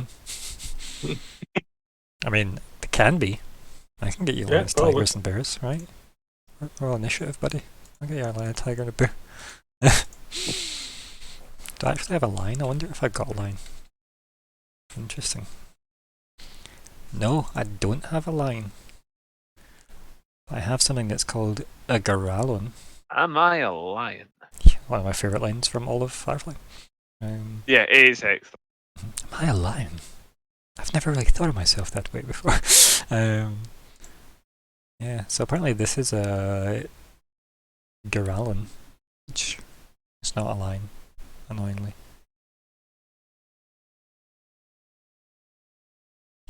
Arms does it have?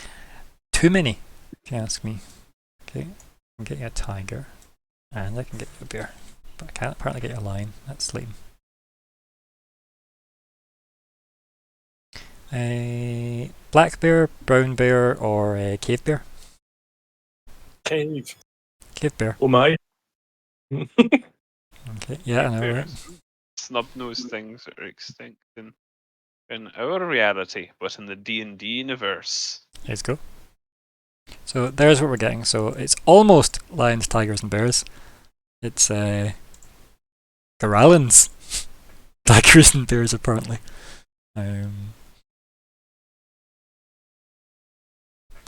Although there was a much weirder thing in the search results. I'm going to see if I can find again. Yeah, this is weird. So the word lion does exist while attached at the end of a word or the name of a creature, which is called a quillion, I think. This is a weird thing. So it's spelled Okay. this way, and it looks, if I pop this in chat, horrible. Actually, just actually horrible.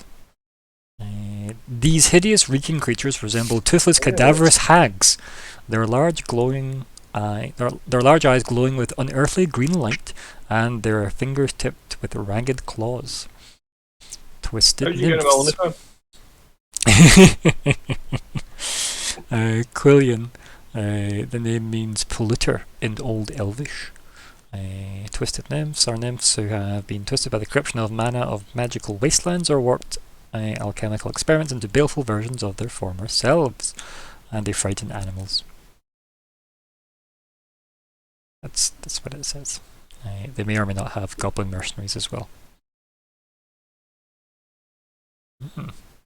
Horrible, Nice. horrible things. So yeah, but no D&D lines, which is interesting. Are they a playable character? Tigers and lions are incredibly similar. Do you know what? You're right. So let's just fix that. I mean, like, seriously, under the skin, like if you skinned a lion, which is a horrible thing to do, the only thing that would give away it wasn't a tiger is that, tigers might be bigger. Aren't tigers Snakes? With the amount of S's we had Oh, there. Well, yeah, probably.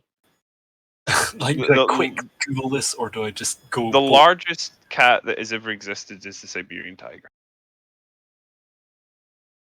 Are tiger stripes not like on their skin? I think they might be on the skin, I suppose, but if you skinned them, that'd be gone. The backs you not count as Yeah. Tiger stripes are Yeah. actually like on their skin, not like just coloured fur. So if you skin them both, you would be able to still tell.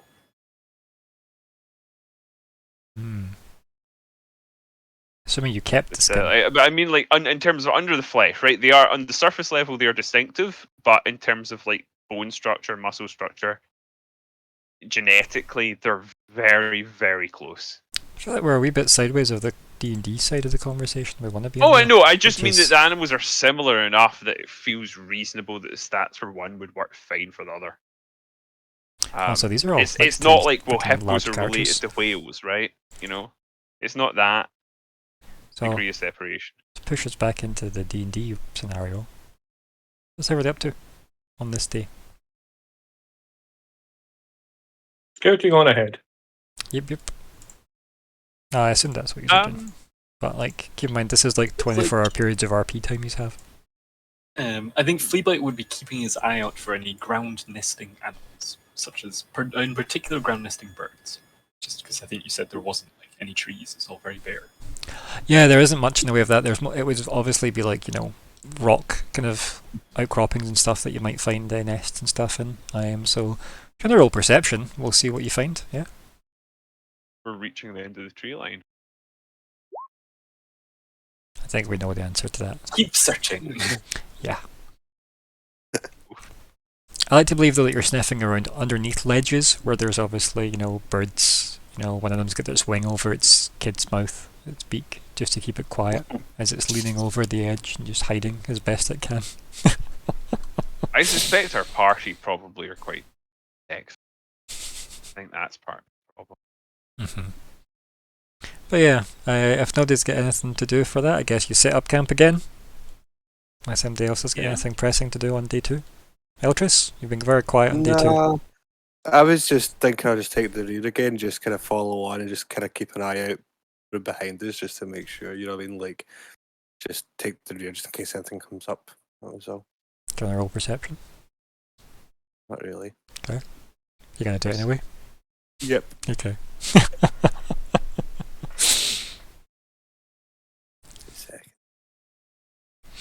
Perception. It's always funny that people take a long time to find the perception skill. That's one of my favourite common things in D&D. Yeah.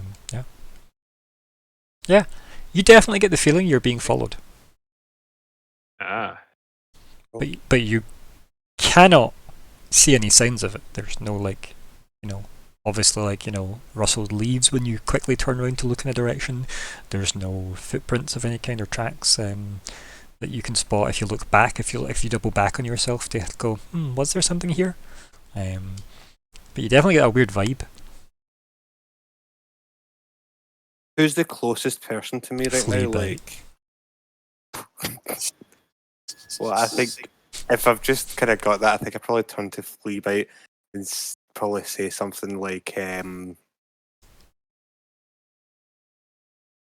don't know, I'd probably say something like, I'm not sure what it is, but I feel like there's definitely something out there.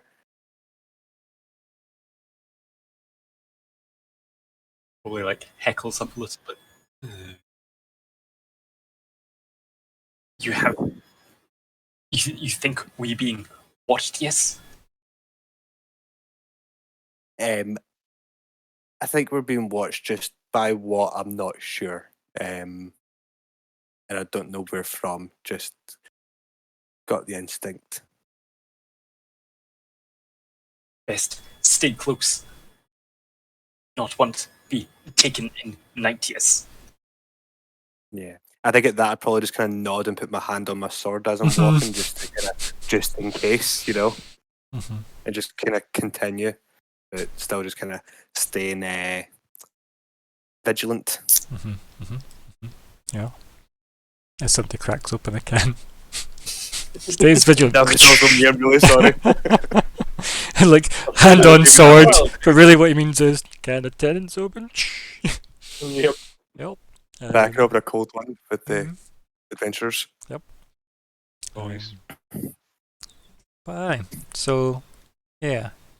You just keep that to yourselves, I take it, for the side of it, as the other two are pathfinding, as it were, forward. Yeah, and obviously we get to camp o'clock, so who's feeding who this time? Fleabite never found birds, sadly, so Not on this day, at least. Anyone doing the feeding of everybody, or is everybody feeding themselves through marking off resources? What's the plan? I don't mind doing survival again, but they're a bit more barren, so. Yeah.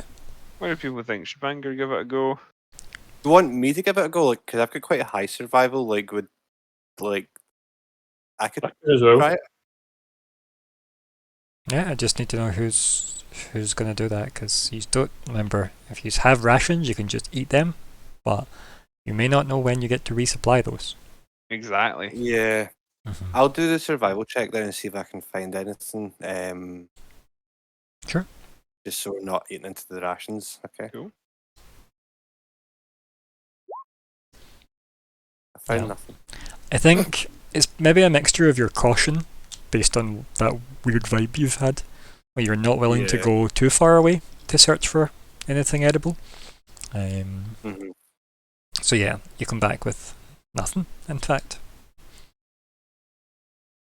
Hmm. Sorry, everyone.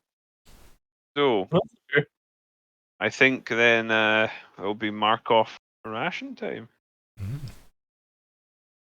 Vanger's probably too worried about that. It's like, slim pickings up here. But once we reach the peak, nodding to himself. And you can see that think- once he's cleared this barren area, there is going to be like a lush kind of foresty bit he's be heading into, so arguably that should have more wildlife. Yeah, promising. Mm-hmm. Yeah. Was that Fleabite? I think Fleabite's gonna psychic link everyone. Roll a d6 for duration. Okay, so this is at night, yeah? Like at the camp. Yeah. Mm-hmm. I just wanted to remind you exactly what time it was. That was all. Always so important. Yeah, 6 hours, not bad. Yeah. It's alright. And just then, in everyone's heads, say, "Elfing think we be followed, yes. Something watching us." Hmm. That's probably deeply uncomfortable hearing that with no warning in your head. While Fleabite messily eats something as well. Mm. Internally. Right. Yeah. Think they might be nearby enough to hear. Unknowing. They are not sure where or how, but likely that something out there. I think Perhaps some precautions. sort of nods along, thinking. Can I make like a perception test just to see, like, take a moment? Yeah, See just if try I and like can hear almost. anything? Yeah, you can. Yeah. It's not good. No. Also, there's a fox outside. You saw that, but you never saw the bad. Oh, I didn't see it. I heard it. Mm-hmm. Maybe that's all I could hear as well. It's followed us. Oh dear. Yeah. But no, sadly, no. There's. You look around, but there's nothing obvious. Like as I said, you've probably had like your eyes and your ears open as you've been wandering through doing your survival guiding with Thoden, and mostly you've taken in that there is a lack of stuff. Yeah. So when you look around, there's Plus, obviously, it's not as easy to see because your vision is now limited to 60 feet. In terms of penalties and whatnot. Yeah. So yeah, but even with that, like however many moons this place has, there probably is like a bit of moonlight and stuff, and yeah, it's not nothing super obvious. As I said, there is not much in the way of wildlife sounds at night beyond the occasional bird calls that might be more nocturnal birds. So yeah. Fair enough. Fair enough. Anybody else do anything for nighttime camp? I think Fleabite might say uh,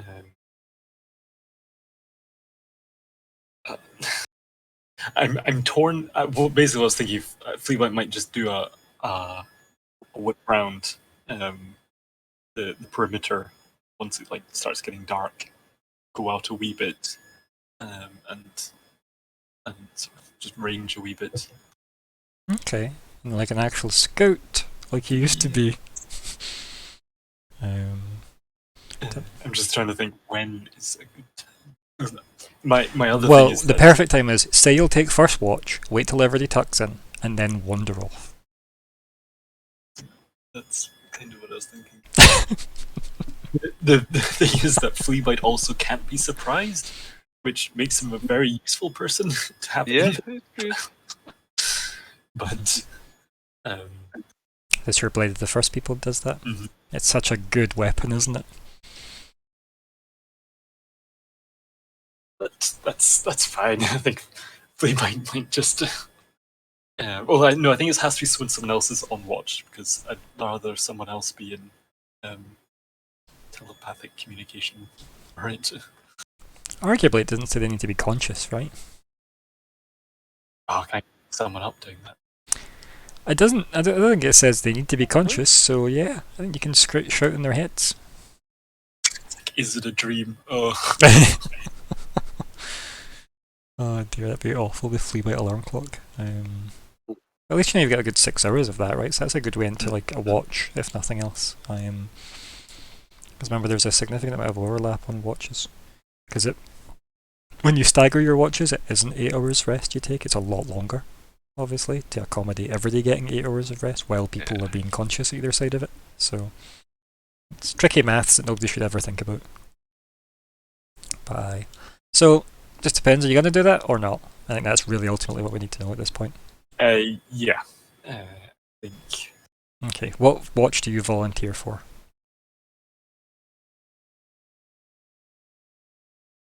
Second. Okay. And are you going to just have this happen on watch 1 anyway? Where you go wander? First. Yeah. I guess if I take anything other than first, does that mean I won't be able to get a like? It just means you need to rest longer, that's all.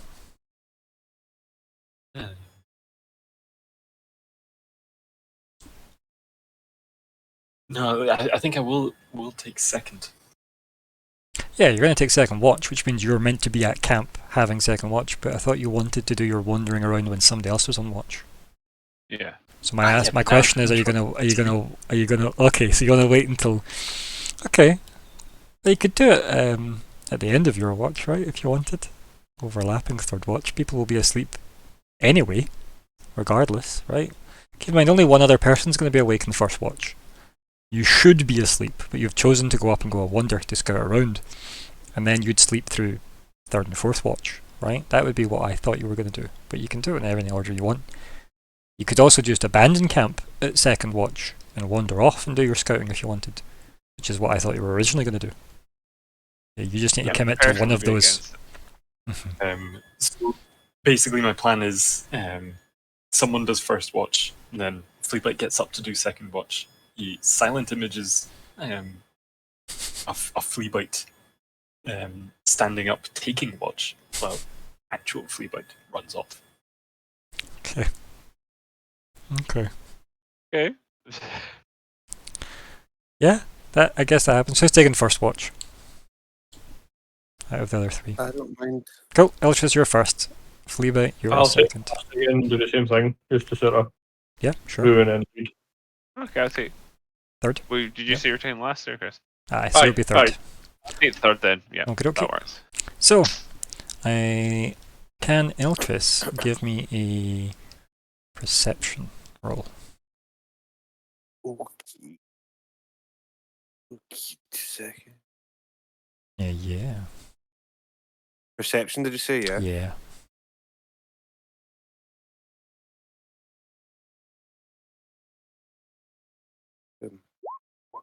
Well, hey.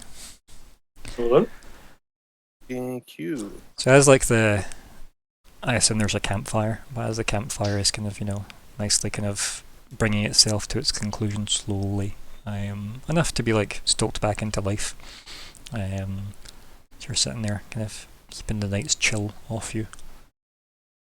You swear you hear someone say, Eltress.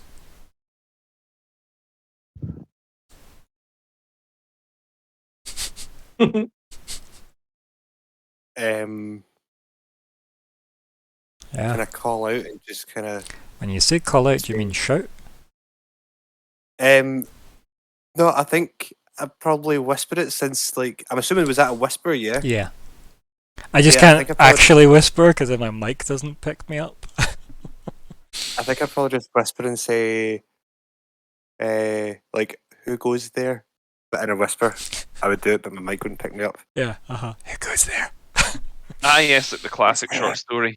Mm-hmm. Pick me up, Mike. Power cat baby, don't you let me down. Yeah. And yeah. I hate this so much. I keep thinking about it. Jesus. You look around, right, and there's like a flash of like maybe white near a tree, right? Off in the distance. That's about it.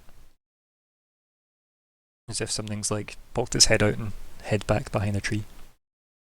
Keep in mind, there isn't a lot of trees here, so it is quite, Yeah. as I say, most fauna is sparse at best. But that's like way off at the edges of your vision. That's pretty far away, yeah. Yeah.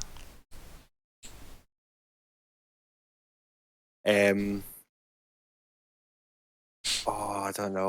Like, on one hand, I'm like, can I go over there? But then I'm like, I don't want to go over by myself. I'm scared of the dark as it is, and Yeah. There's probably like, distant bird calls off from like higher up in the cliff peaks and stuff as well, the nocturnal birds.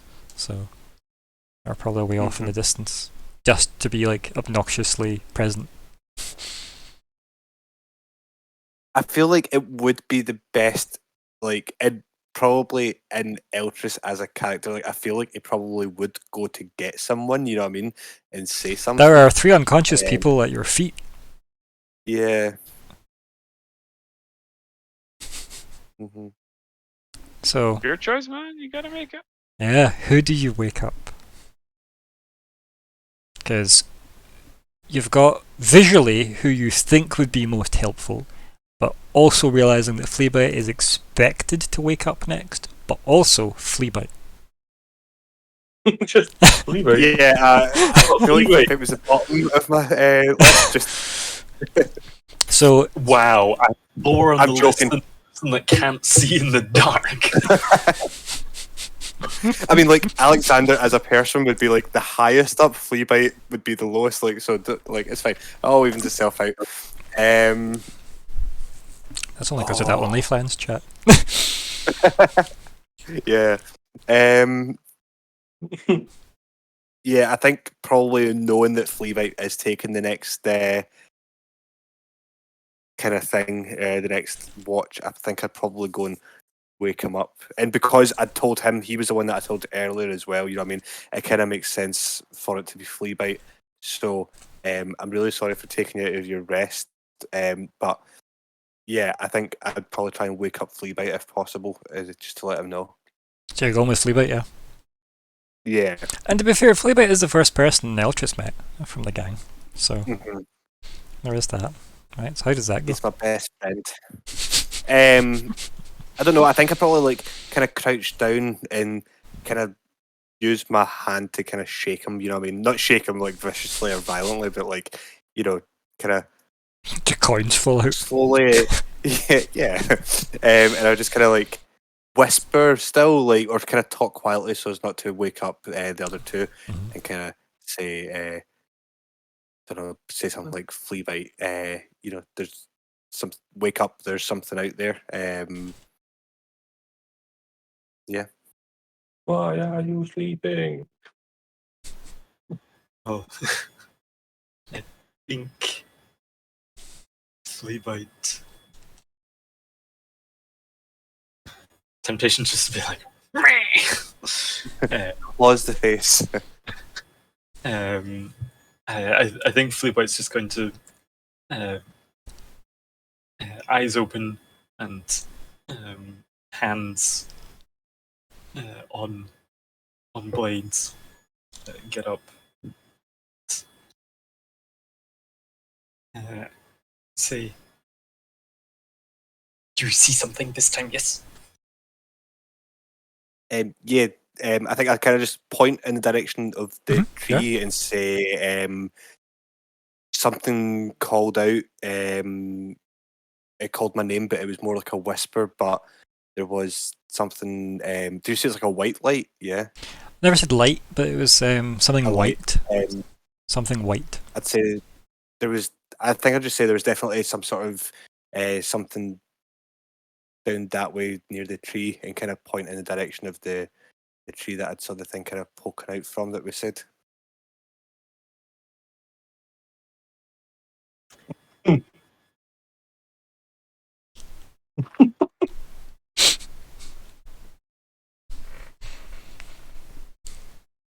Do you want to go see what is, or do you want to try lure out? Yes.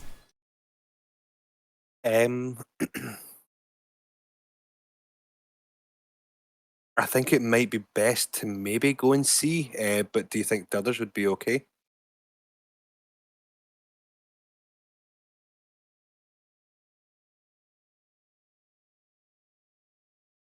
I think in switching to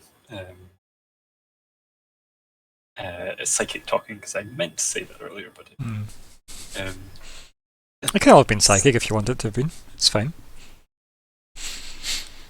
then As long as I don't respond to you, that's fine. I guess psychically, Fleetwood will say to you,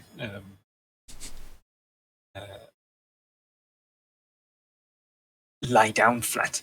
Try cover with. I presume he has some sort of blanket or something. Don't know. I assume so, like a bedroll, right?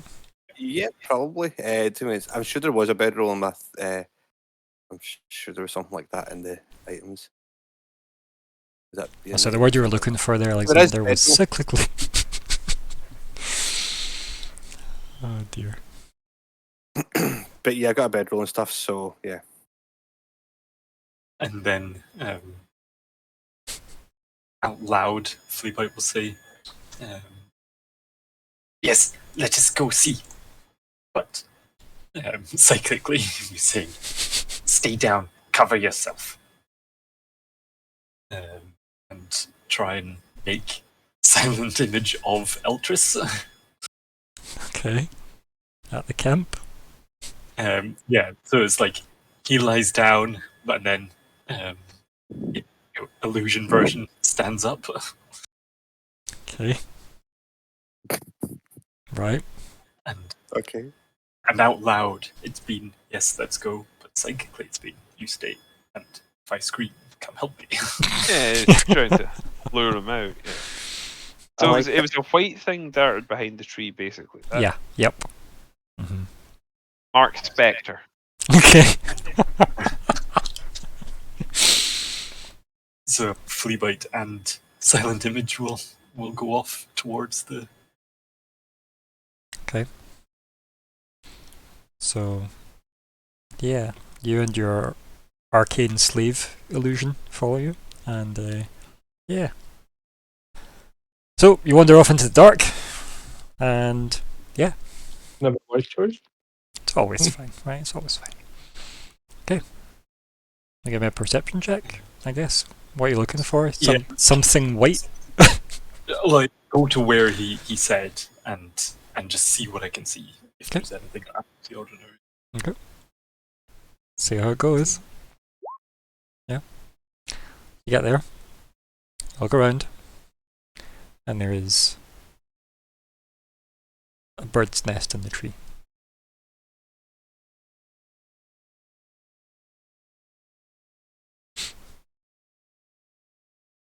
This is suspect. Now, it wouldn't be except that you were looking for one.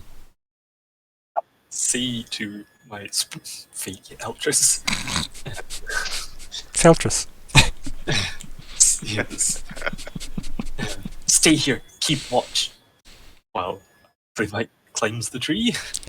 This must be surreal for Eltrus looking from underneath his blanket, off in the distance, as Who's Fleabite. that attractive man with Fleabite? Yeah, you're feeling jealous that Fleabite's got a new best friend. Fleabite's got me to eat it.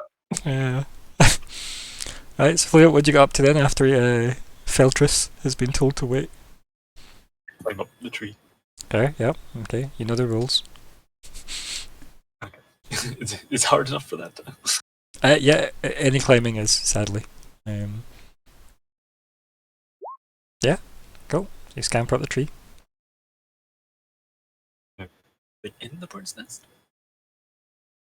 I mean, there's eggs in the bird's nest. And there's obviously snoozing birds. I'm picturing like fairly sort of partridgey things, but that's not right for that type of environment. But like nothing big and elaborate, just like a Yeah. a bird. Yeah. Fairly small, fairly local area birds. These aren't like long distance travelling things at all.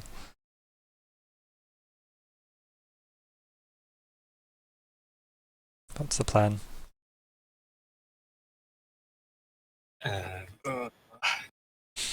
I think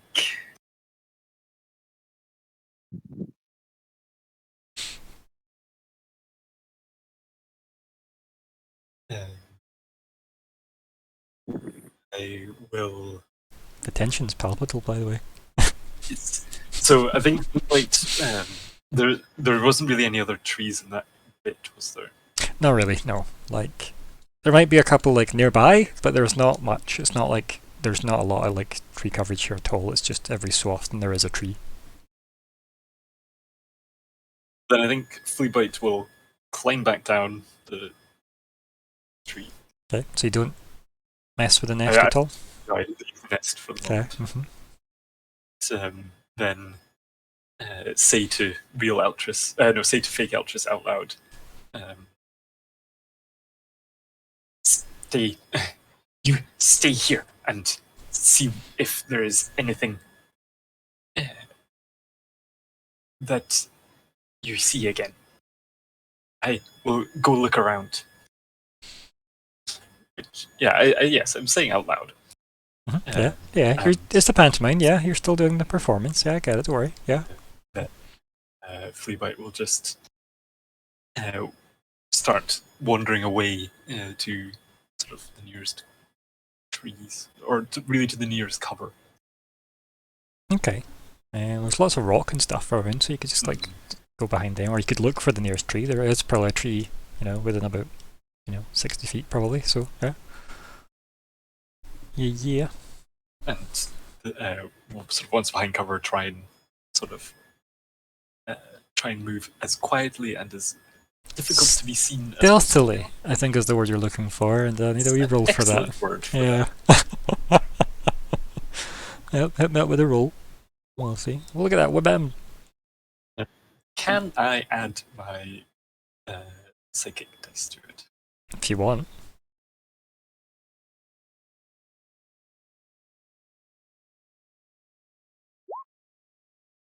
There we go. 23. Okay.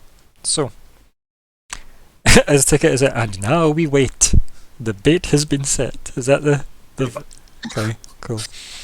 Eltress roll perception. Me, Eltress? Feltress doesn't Not have Fel- stats. Okay. What we're rolling, sorry, perception? Yeah. Me, Eltress, Eugene. Yeah. You hear Eltress. Oh no. It's coming from behind totally different rocks now. Further down the path from where you came. Oh. Wait, did you say it's coming from the way we came? Yeah, like back down the way you came, yeah. Yeah. Because you have roughly an idea of where the direction you came from and the direction you're trying to go to. You're mostly trying to go up. So, yeah.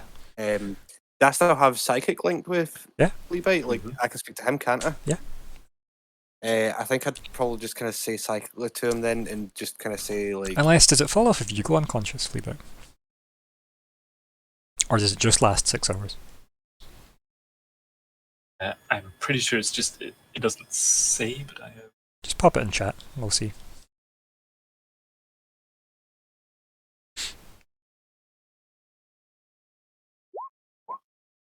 Let's see. But yeah, it probably doesn't say, because I think it was pretty damn well worded. Creature, it needs to access languages, blah blah blah blah blah blah blah blah blah blah blah blah. No, yeah, it just lasts as long as it lasts. So yeah. And that'll be trippy if your dream is transmitted. yeah, I'm thinking maybe is this like at first I thought maybe is this Fleabite's dream and he's just dreaming about me and he's like, yes. I'm like, yes, Fleabite. now he's over there with Feltress. So. Yeah. He's just living out his fantasies now, that's what it is. But yeah, so you hear that anyway, and it's if Fleabite was off at like, I don't know, 11 o'clock from you, this will be down at like, maybe 3 or 4 o'clock from you. Okay, I think I would probably psychically say to Fleabite then, yep. cyclically, and say to him, The Kakakli. Yep, the Kakakli. there's a cack. I'd say it seems to have moved. It's behind us now. It's the way we came. I can hear it speaking.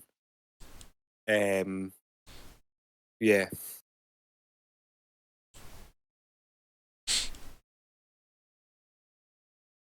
And I think also like I would like to speak out loud, but not like shout. Obviously, just kind of like whisper, if that makes sense. Okay. And say, "Who's there?" Not that they said knock knock, but like just kind of be like, who's out there? Can you make a will save? A what save? So it's a wisdom save. I just call it a will save because I'm used to the Monday gang. I'd rather not, if that's okay. Nah, okay. I'll make it for you if you want. No, sorry, it's called wisdom saving throw. Yeah. Please. Yeah. There. Yeah. Oh god. When you say that, you hear "come find out."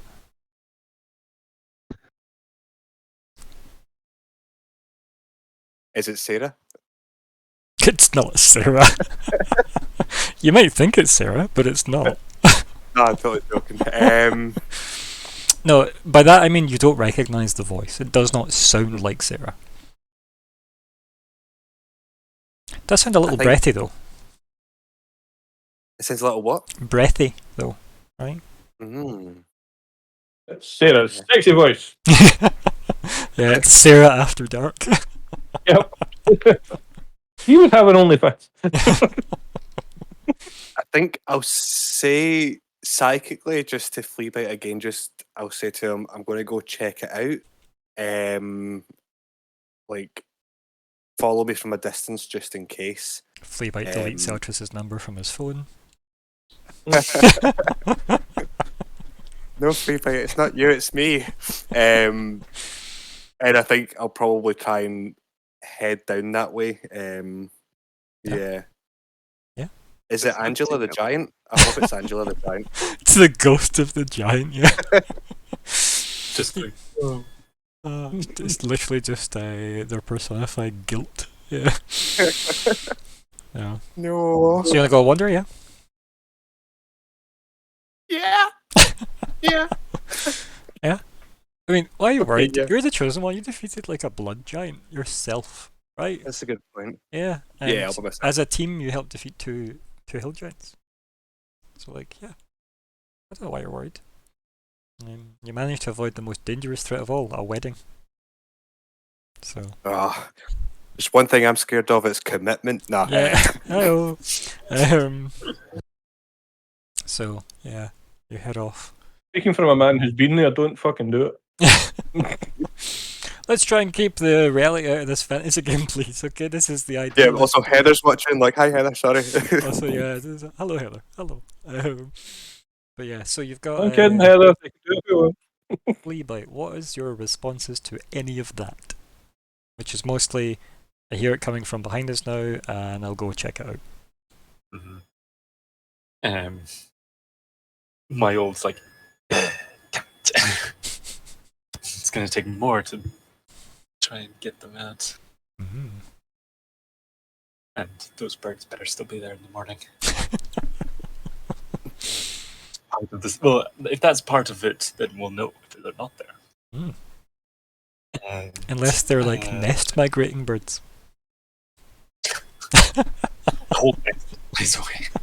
The nest is a bird that just flies away. The whole thing's a mimic. Yeah.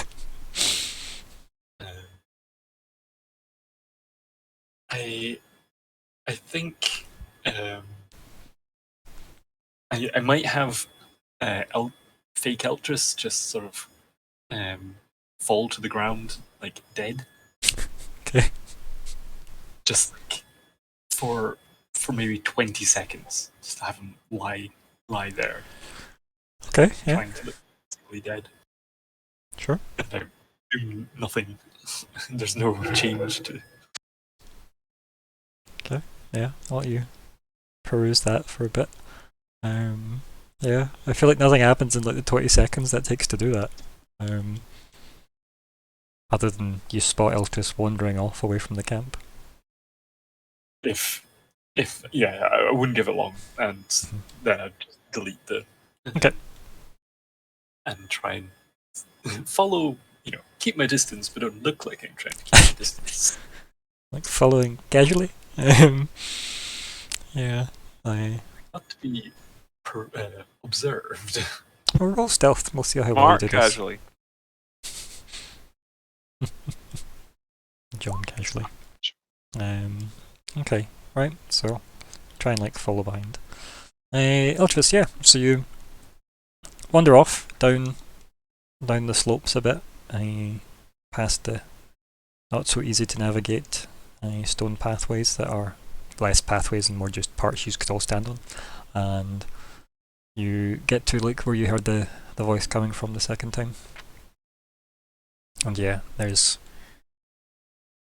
nothing there. I got there, there's nothing.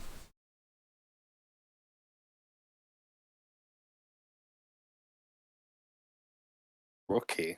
There's nothing around at all now. Nope. Could I like kind of call out and say like not call out, do my little whisper thing because obviously they were whispering. Hashtag call it out. Yeah. I just kind of say like, where are you? Yeah, sure. Okay, can I get a wisdom save? Nice. There you go. Yeah. That's quite good. You see off in the distance, somewhat way back down a road, there's something at the very bottom of like the hills that you've climbed thus far, staring up at you. And it is quite distinctly white in your vision, and it's quite a bit off your night vision as well. And it's in like the middle of the path. And it looks a bit like a stag, like a big stag. It is James Potter. And as you get a glance at that, like whatever it is, maybe it's Fleabite approaching closer, maybe it's a wind or a bird call or something, but whatever it is that lets your eyes move off of it for a split second, and it's gone.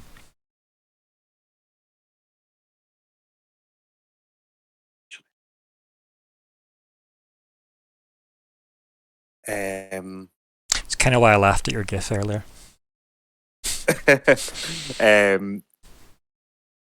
I think I'll just kind of say to Fleabite psychically again and be like, wait, how far away is Fleabite? Like, Dan, know he's behind me, yeah. I don't know. What's your passive? Passive wisdom perception thing. Yeah. 14. No, you just don't know that he's there. Okay. Yeah. I think I'll just But you know you you can still speak to him psychically though, right? Yeah, because I was going to ask him if he saw it, but what I'll say instead is I'll say I saw it. How far away did you say it was? Sorry, did you say it was quite far away this time? Yeah. Yeah, like it would take a good wee while to like get you down there if you even ran, right? So I think I'll just kind of say I saw it again, but it's too far away. Maybe we should just head back to the camp, but keep our wits about us psychically. Not keep our wits about us psychically. That's what I say, psychically. sleep out. I think. Yeah, I guess I will say. Yes, you go ahead. Fleetbite will keep watch.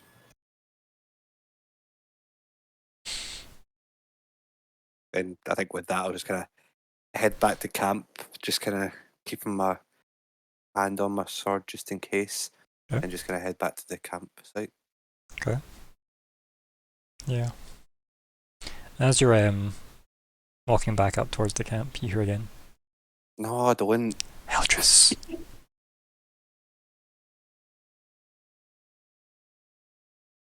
I think this time I'll just kind of whisper out loud and say, "What do you?" Not out loud, but whisper and say, "What do you want?" My question for you is, when you're walking back up and you hear that, do you turn around? Yeah, I think I turned around, but like in the direction that I last saw that white thing. Like I turn around to look there. Yeah. So, turn around, and there is a massive white stag face staring you in the face.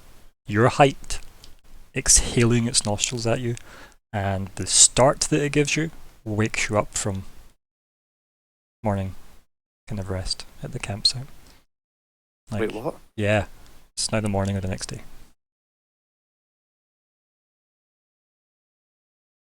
Wait, so did that actually happen? I'm really confused. Yeah, it's the point of that.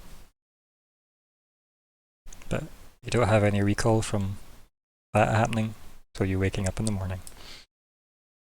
Okay. But that's where we're at, buddy. Okay.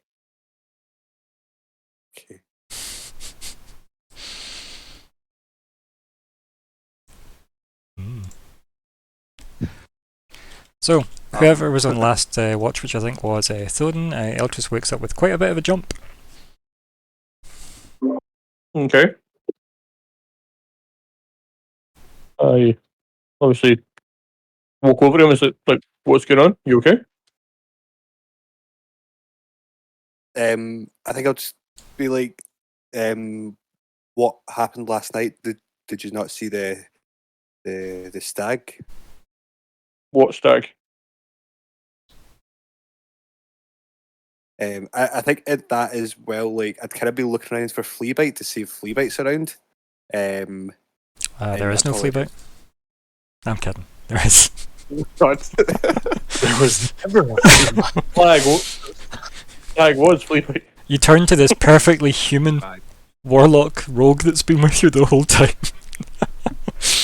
No, Fleabite is there, yeah. I had the Wall roll. craziest dream, and you were there, and you were there. Yeah, I think is Fleabite still asleep at this point, though? Yeah. It depends if people woke up to the noise of you doing that, but I feel like they can all wake up now if need be.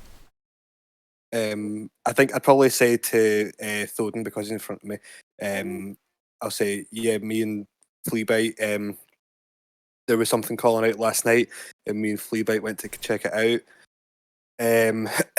The last thing I remember is the stag right in front of me, and then I'd probably say something like, Fleabite can back the story up. Hopefully. Why didn't you wake any of us? Because you were all up here, and me and Fleabite were down there. And just let's rewind a bit. You did wake them up. You woke Fleabite up. Just I did FYI. wake Fleabite up. Yeah, just Yeah. for that. I think I'd probably just say like Fleabite was next on watch, so it made sense to let you get some rest, and take Fleabite with me. But everything happened so quickly. So I think Would it it was have come back. been perhaps a good idea not to have left the rest of us unattended? Yes. Wait, why am I the bad guy? No, I'm joking. Curiosity killed the cat and all that.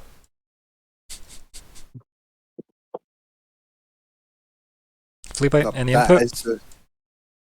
Please help. temptation just to sell you down the river here. But, I mean, Fleabag did not leave camp without people. Ultra's elf thing was still awake when Fleabag left.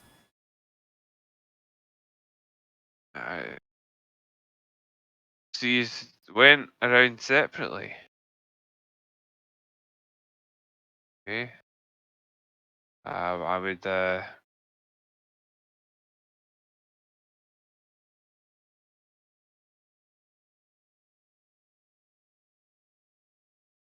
Perhaps it wouldn't have been the worst idea to make us nonetheless if you'd been out on your own and he just sort of gestures as in a, you know.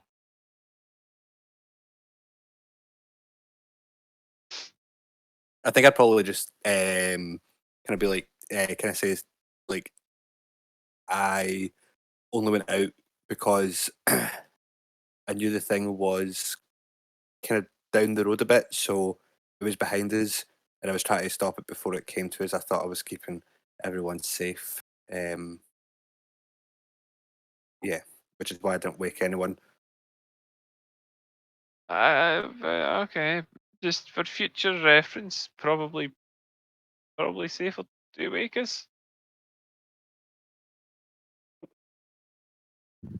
If Fleabag had seen anything that was startling, then could still have woken from distance. If there was greater danger, then it would have been easy to wake you to.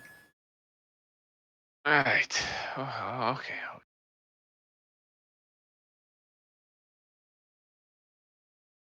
It's a good sign not to dawdle, I think. Probably not fully gotten up off the ground yet, and this is probably what encourages him to do that. Yeah, and I Yeah, think and that note, I'll go for it, Thoden. and that sort of, as you say that, Sloden turns around and says, "Yes, let's pack up camp and move." In a sort of stern voice, so we cannot linger here. Let's go. Fleabag's going to run to the tree. Okay, yeah. There are birds' nests still. Perchance, why are you going to this tree, Fleabag? Perchance to dream? Yes. Yeah, you get there. There's your nest Thought that was with clever. some bird eggs. Yeah. Then, are the birds there? No. Even if I climb up the tree? Yeah.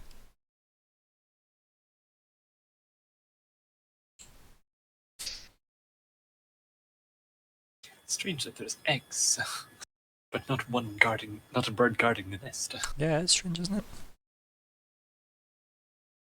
But yep, no birds, just 3 eggs. Eggs in the bag, climb down the tree, let's go. Okay. As the man says, no dawdling. Mm-hmm. Give me your rules. Sausage chat is gone. Tomato sauce, cheers. Mm-hmm. Sorry. Perfect. There we go. Up and down. There we go. Excellent. So, I think the weather is turning a bit kind of wetter now as well. So it's getting like kind of rainy now. Better down where it's wetter though. So. And ironically, you're going higher, where you would expect it to be drier, but it is not. So. But who wants to be left high and dry? Exactly. So yeah, use head off in, and yeah, like maybe another 2 days worth of travel will get you into the forest. So do you want to let's give me some survival checks for the next couple of days? I'll take a crack at survival. Okay, MD helping? I'll help. Oh, Oh. I rolled prematurely. It's okay. You said it'd help before I saw the results, so You want a reroll then? yeah. I said, well, an additional roll. An additional roll, and we'll go for the higher, which is the first one. Yeah. Okay, yeah. I think that's still enough to keep us on track, right? There's no obvious detours or mishaps or anything. And day 2, I'll just do the survival stuff just now, and I can narrate all of it in one go. Yeah. Does somebody else want to take the lead for J2? Or? Or Yeah. just sort of higher anyway. Plus, you are kind of this is your job. Well, I would have. I was going I have assumed you are helping each other. Yeah, you can roll again. Take another roll. Not going to be super stickler about this. It's kind of a given. It's the 15, by the way. It wouldn't be the 20 because you've already rolled the 7. Already had the roll. Yeah. Yep. So I like the idea that maybe there is like a moment where you have a disagreement on that second day about what route to take, and obviously coming into a bit more foliage. At least maybe this is where like Vanger's druid side is like he said, no, we should go this way for this reason. The way you want to go is maybe perhaps on like you want to go deeper into the foliage, whereas maybe Thodin's approach was to stick to like the kind of cliffy outside. And you're like, but yeah, that sounds right. so I like that there's maybe a tiny bit of friction, not anything huge, just enough that you've had a disagreement about which way to go. It doesn't need to come to much at all. It's just I quite like to try and make these roles mean something in the narrative. Yeah. But yeah, and I think obviously Druid, more things to hunt in here might have trumped maybe what might have felt like a quicker way to get more altitude by going up the kind of cliff face side of things. But obviously, even if it goes slower, the harvest may be more bountiful going through the foliage. So yeah, there's definitely been a bit of an interest there. Obviously, from Eltris, I need 4 perception checks and 4 wisdom saves. Wait, from me? Yeah. Wait, what was the first one? 4? Yeah, we can give it in pairs if you want. Perceptions? I need a perception and a wisdom save. So perception check, wisdom save. You can give it in pairs if you want. I don't mind, but I need 4 sets. So there's first perception. Okay. And a wisdom. Okay. Okay. Mhm. Then second perception. Okay. And a wisdom. Okay. Mhm. Third perception. Yep. And a wisdom. Mhm. And it was 4, you said, wasn't Yep. it? Yep, last So one. fourth perception and fourth wisdom. Perfect. Jesus, It's really good because what this means is maybe you're kind of hyper on alert on the first day of travelling after that experience of what the hell happened, how did I go to sleep, and who tucked me in, and who shaved me before you woke up the next day. Where's my beard? Yeah, and then definitely a bit uncomfortable, right? Like, experiencing some kind of weird close encounter of the stag kind. And then, yeah, but you're definitely on guard the first, half of the first day, and then like later on, you look around and maybe you can't quite tell, but like anywhere you look, you're kind of seeing that flash of white. But then, are you seeing it, or are you just thinking you're seeing it? Right? Is it maybe that bit where you're like, maybe I'm just seeing things. Maybe I want it to be there, or whatever. Obviously, because of that day 2, like you're pushing yourself to keep an eye out more, which is why you hit up way up into the 18 mark. Yeah. And yeah, you're definitely like you see absolutely like no signs of it, and again, no signs of other things that would even be remotely akin to that wildlife-wise, right? Around there isn't anything of that kind of size, or like you're not seeing other like deer or anything in the wood, like where you are, like in the terrain. And then, yeah, as you are heading towards the forest area, the thing you see dead ahead, deep through the tree line, is the white stag staring back at you. And that's probably where I'm going to end the session, just a little bit early tonight. I am not. Yeah, I am legit. God. Yeah. So,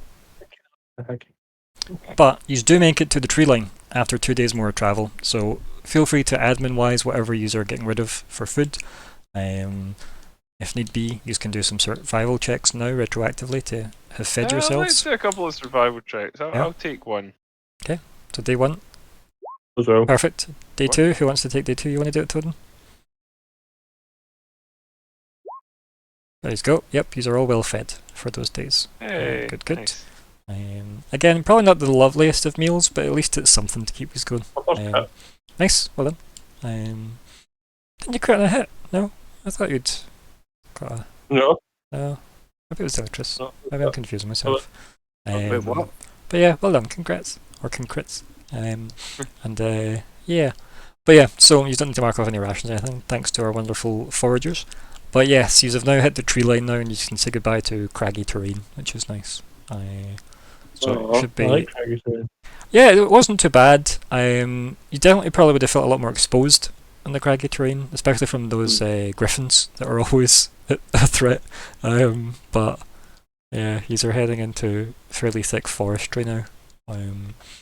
But yeah, these are definitely like, half a week into travelling at least, maybe a bit more. So yeah, not bad at all.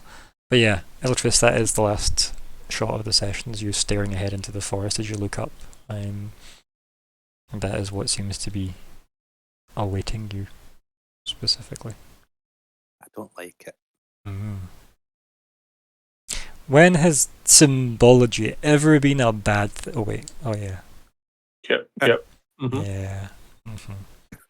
It's always good seeing something you can't see, or nobody else seems to see in the party. It's always good. What would you like to call the session? There was something that was said earlier on. Cannot for the life of me remember it. There definitely was things said earlier on. You are correct. No.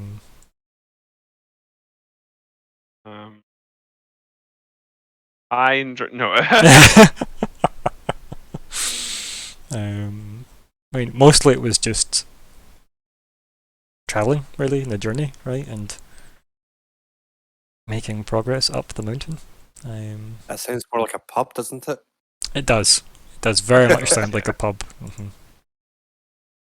Well, it probably is somewhere. Yeah, it definitely is. Actually, to be honest with you, Wake up! Even last night's storm couldn't wake you. Love it. Did you get my reference, Tom? I got your reference Good. right away. Thank Good you, man. Willie. Thank you. Wake up. Even You're last on night's guard. storm couldn't wake you. That's a Morrowind reference for anybody else. that's the mode. I love it so much. I love it so good. much. Yeah, it's in my I hear blood. the cheeser. Yeah. We Jube, that's his name. Jube the Dunmer. Yep. Stag of a Down. Yeah.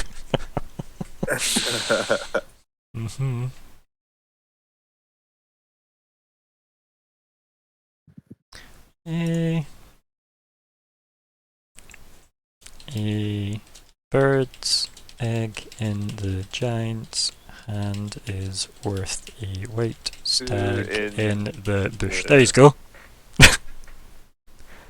Jesus. A bird's egg in the giant's hand is worth a white stag in the bush. It's far too long as a title, but I thought it was funny. You have two and one bush. Is that twice or half the resources?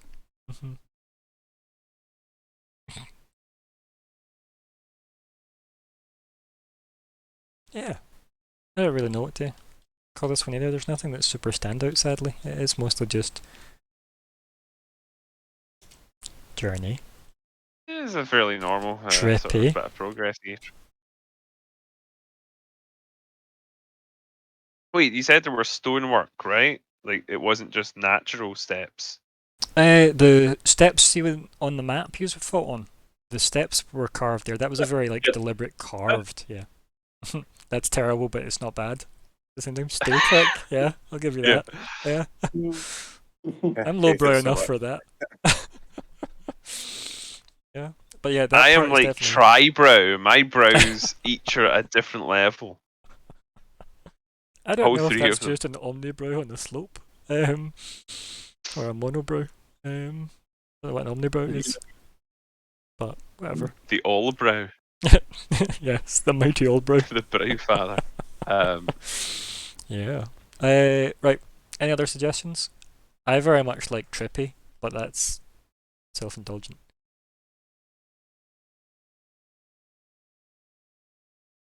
What's the thoughts? I like folks? Stag of a Down, personally. Everybody needs to vote, so put your votes in. There does seem to be two for the white stag, though.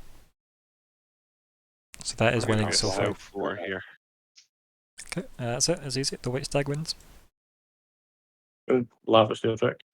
Just that made me laugh. It is good. There we go. The White Stag. Dun dun dun dun. Go. Okay. So goals. Oh wait. We haven't reached the city of Barris. We haven't decided the fate of the Dragon Egg, which I feel like should be a campfire conversation at some point. We haven't investigated the mountain for info on the Blood Prince or the Watcheres. But who knows, maybe this White Stag is a Watcheres. I get closure for Eric. Nope. Blank gold slot. Nope. Fashion cold weather gear from Mountain Fauna. Well, if this stag checks out, that's gonna be a bitchin' cloak for Fleabite. With 2 hands. It'll be a bitch in summer. We've got obviously find purpose in life with gifts of being given. Keep party alive till you're surviving. So far, so good, Vanger. Right. Yeah. Especially your survival rolls, you've been kind of on point. So we're good. All point, all the time, baby. Possible relocation in or upon Mount Barris. I mean, again, kind of so far so good. There's been nothing super non-welcoming thus far beyond the things you've killed, right? Only problem Yeah, it is isn't welcome, so I got shut down. like land-wise though, you probably don't want to live at the base of the mountain.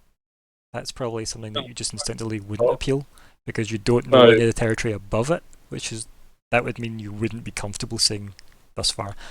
If, for example, there's nothing that you don't think your tribe could handle going up the way, the base of the mountain would be a perfectly acceptable location because you could just fortify that kind of staircase that leads into it, and then they'd be sorted. Because even if we do the sort of forest area, you could fortify that and then block the stairs off if that's the only way up. You know what I mean? The problem with that though would be is again if you haven't scouted above, you wouldn't be comfortable moving your people. But again, like at least if the forest area does provide game and whatnot, then you're pretty good. Whereas if it's as barren as the kind of crag area, no, it's not ideal to move to. Because you couldn't. Obviously, the forest area proves things can grow there, which is good. Which means that could at least be farmed.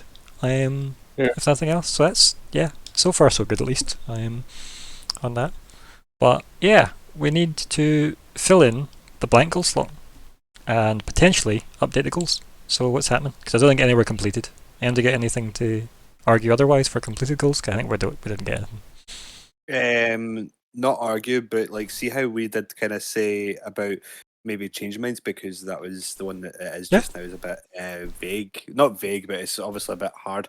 Like I think bringing this stag in is probably the perfect thing. Like imagine you having a vague goal and you wanting to narrow it down and something specific happening to your character. Yeah, we could change it to like find out what's behind the stag, if that makes sense. Like what the deal with the stag is. Okay, to what end? Well, as in like it's talking to me, so I want to know like not who sent it, but like obviously it's someone, isn't it? So find out who's behind it. Like, okay, if it's someone's Patronus or if it is actually something. Because there's obviously a voice, which means it would be a person. You know what I mean? So J.K. Rowling's last refuge from the internet. Somehow, no, thank you, please, no, thank you. But yeah, I think you could say maybe not so much who's behind this tag because that implies someone's behind it, right? Can you see how that's an assumption? So base your goal off what you know, not what you assume.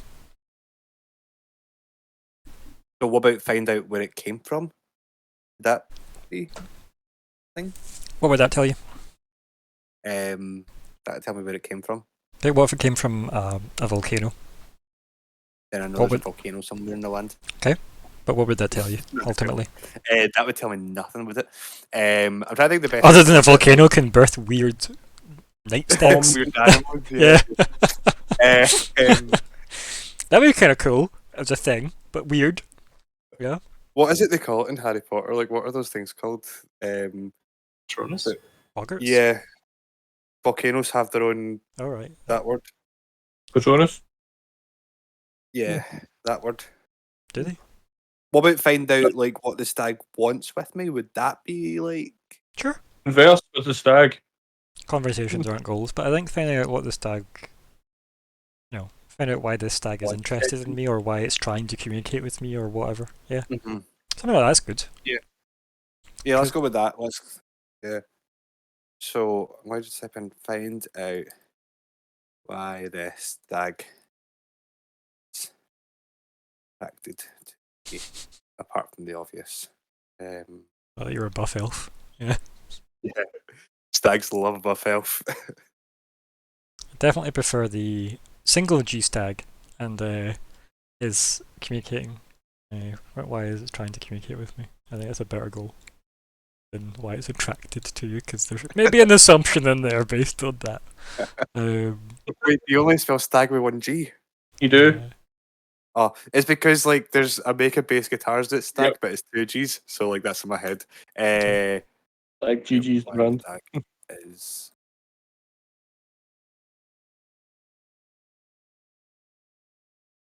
yeah. Any other goals changing? Because we still have a blank general goal. Decide the fate of the stag. Well, currently, probably the vibe of the party is that Eltris is maybe just a bit jumpy. Decide the fate of Eltis. Yeah. Roll the dice on Eltris. Well, he's went mountain mad already. Normally it doesn't happen until 10,000 feet. I had my money on it being a dwarf. Well, How far up in the mountain are we? like I'm ever going to answer that. No, exactly. So, Like, obviously, I'll there's only let- so I'll far the let- party can go. It's I'll- that high up. I mean, this is a fantasy world. You can go as high as I want, right? Yeah. Like, this system, right? If I do say so, has 2 suns. So, this is a binary Right. star system. That was just said because somebody asked about the moon. It's not come up in quite a long time. Oh, the binary star system thing? Yeah. It's been a wee while. But as we mentioned, I think it was at least mentioned when Tom had joined. At least once. I think, but yeah. Yeah, I did I realise that, or have I just You've maybe just forgotten? not listened, to be fair. Binary stars. Yeah. I So don't know, what I you're saying is don't the know. Klingons have some sort of scout ship. Yeah, the Battle of the Binary Stars, yeah. Yeah. It was Klingons the whole time. Your Star Trek joke is more apt now. It's actually just an old Klingon master with a batleth that he's seeing, and he thinks it's a stag's antlers. So yeah. But anyway, I would say nerdiness aside, but we're still talking about D&D. Yeah. Right. So what have we got here, Eltris? What's your goals? Final wording. I wrote. We'll find out why the stag is trying to communicate with moi. Trying to hit enter, and then I can see that. I did not press enter. Sorry, my bad. Yeah, sure. That's good enough, right? And our blank slot. What are we putting in the general goals, folks? What's everybody's new priority besides see how Eltris goes?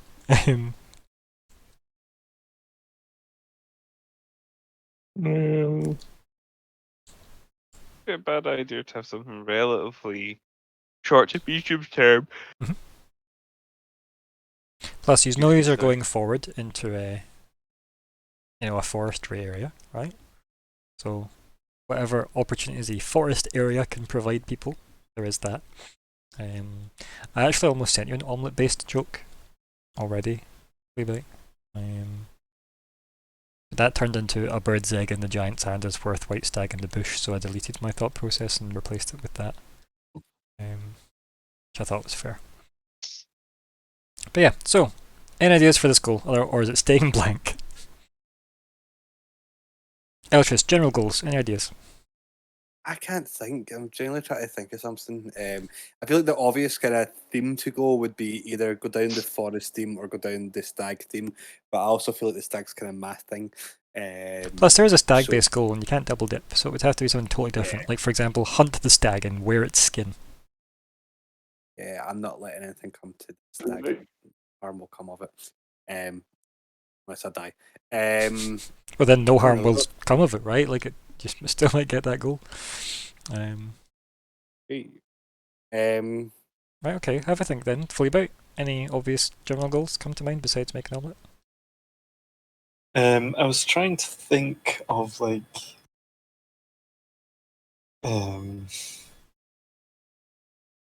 something sort of almost more of a resolution to that conversation that we had of the people that weren't woken up probably not being all that happy that they weren't woken up.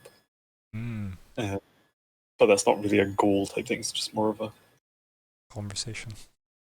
Yeah, I feel really bad about that. Like, I've you're sitting Yeah, here but I with think, like, more guilt than I had with the Giants. Resyncing the party is still a valid goal to have in game, even if it isn't a valid enough general goal, right?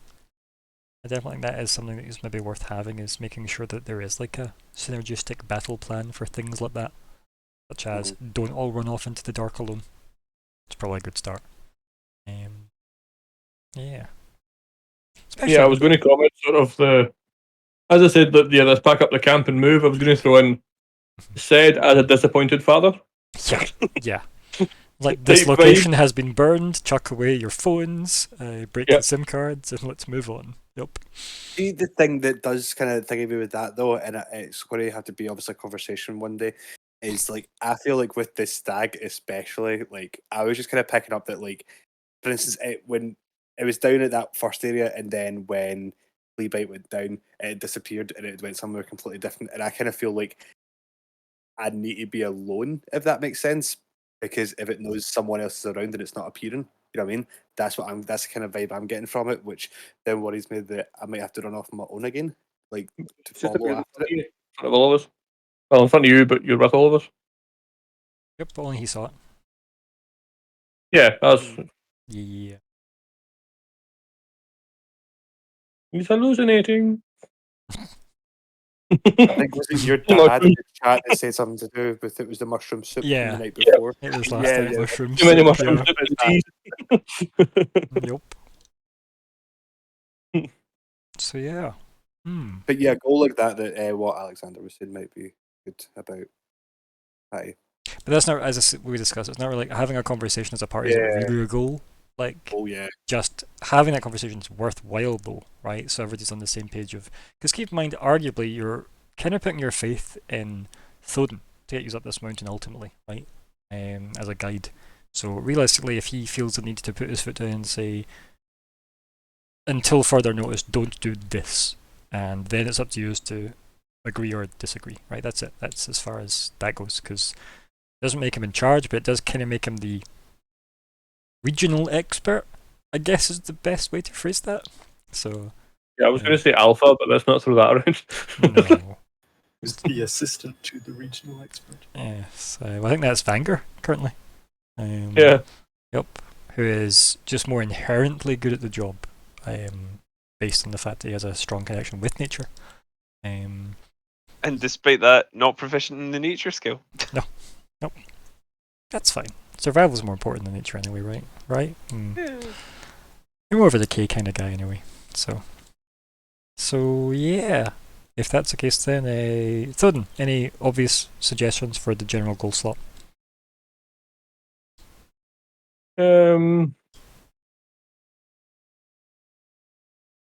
Keep the party as one. Like, make sure no one wanders off type thing. Make sure no one's.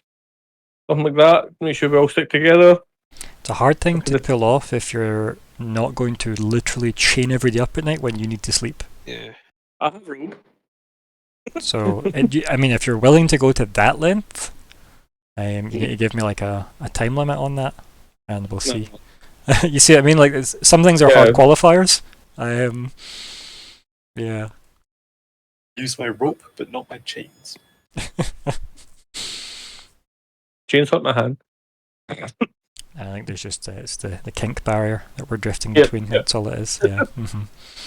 Yep. Not revealing the king's just chat. Only second weekend. So that's a no to the goals then. Yep, it's fine. Vanger, any suggestions for the general goal slot? Or any I office ones? wish I would. I don't. I can't think of anything Okay. right now. So as a group, let's look through the ideas pile. Anything here that's worth slotting in from that column of ideas, or is there anything worth deleting from that column of ideas? There's the one about preparing for Barrist. Is that like? Because obviously that's where we're trying to get to. Obviously, we've got the thing about that's kind of double dipping into it because we've got the reach the city of Barris. So Well, prepare for Barris Oh, was originally prepare for the mountain climb up to Barris, so that's kind of already. Yeah, it was long more since. about getting information, so we can probably get Yeah. rid of it now. That's probably more like a quest title, and then everything we're doing sort of sub, or everything we're doing just now is a sort So, of sub. I think that can definitely go. Yeah, so. Anything else here? Because we've got things like destroy the Watchers. Are we still into that idea? Yeah. The mountain won't take the whole game, right? I love that was Eskel's one. It's not even from we met the Watchers. Yeah, but like the Watchers have still been like involved, right? Since then. I mean, it kind of also ties into the one underneath it, right? Investigate the Watchers, never should. So I feel like that's kind of gone. The escape ever should one because we're not there anymore. Yeah, but Well done. arguably you could find yourself back in there. But yeah, I'll delete that for now. Yep. let's save the world. No, if there's still a validity to that, Oh god. right? Yeah. We have a So. longer term goal. Yeah. And we've got investigate the Billy Thaki connection. Are we keeping hold of that for now? I definitely intend to. And That's fine, if I'll we leave it, return yeah. there. Obviously, things may turn out in an unexpected way, and we don't return. But if we do, which I'm Yeah. assuming we will at some point, I think that's very much worth keeping. Plus, I don't intend to fight him doing the ideas list. It is a list of ideas, so I don't mind if people want to keep things on there. This is mostly for yourselves, so yeah. But Definitely still want to keep the bat stuff because I want to learn about, or rather, Thoden wants to learn about Eric's brother to help put his mind at peace. okay, yeah. It's still sort of be a good one to keep. Plus, we do kind of have get closure for Yurik, so that does kind of tie in at least with the Yurik connection. If you're worried about that not being reflected in the goals, there is that. Plus, yeah, like it does make sense, right? Yurik did kind of hire you to come up the mountain with him in the first place, and obviously the reason it fell through was because of his brother. So, yeah. For selfless, So, that help. anything else in this pile that you feel like is worthy of making it into the general goals, or anything else that inspires from this list?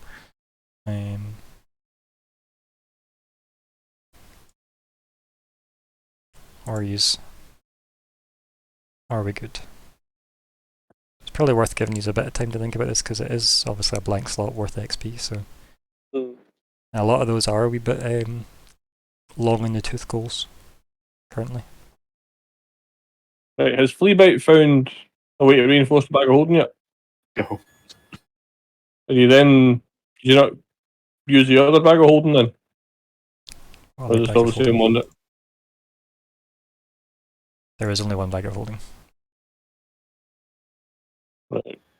It's the same one. It was more of the when I got it, I was like, oh, I just assumed that there was a good chance it would get destroyed. I mean, depending on how much giant you tried to cram in it, that is true. Although you could have got half that giant in the bag if you'd emptied the bag out. It's not bad. It's a lot of giant. Okay. I guess going once. Decide the fate of the egg. We can have that as a. That is a general goal. Oh, never mind. I didn't even read that. And I literally said it word for word. It's been a goal, I think, since you joined. Yep. It's been there for a wee while. But really decide the fate of the egg. Nah. The other end, the bird cells. Yes. What about the fate of these eggs? Fleabit holds up 3 of them. Them to Victor von Roon. Yes. I mean, Richter? Yeah, Richter? Yeah.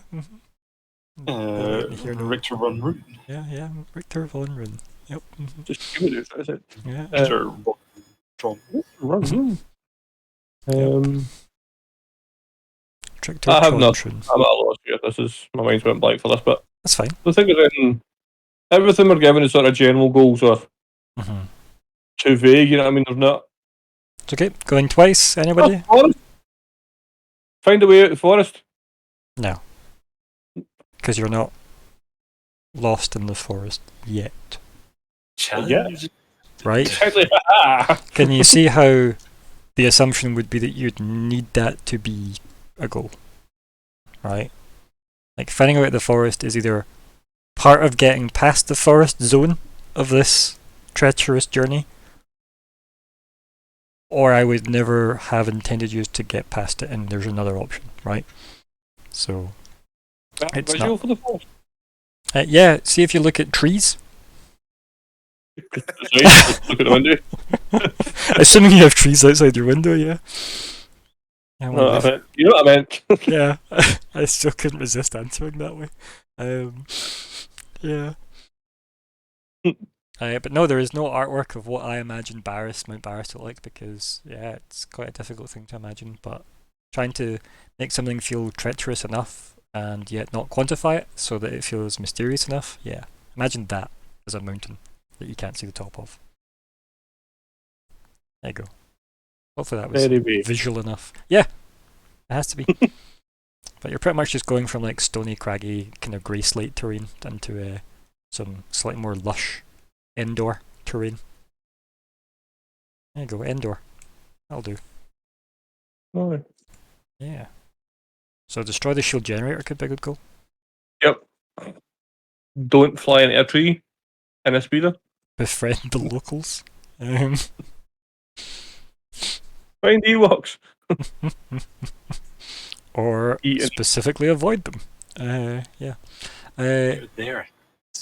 Going 3 times, and I think that's us. Yeah. No more goals to put in. So, wrap up chat time. Yeah, Eltris, do you want to start us off? Not really. Okay, so Fleabag.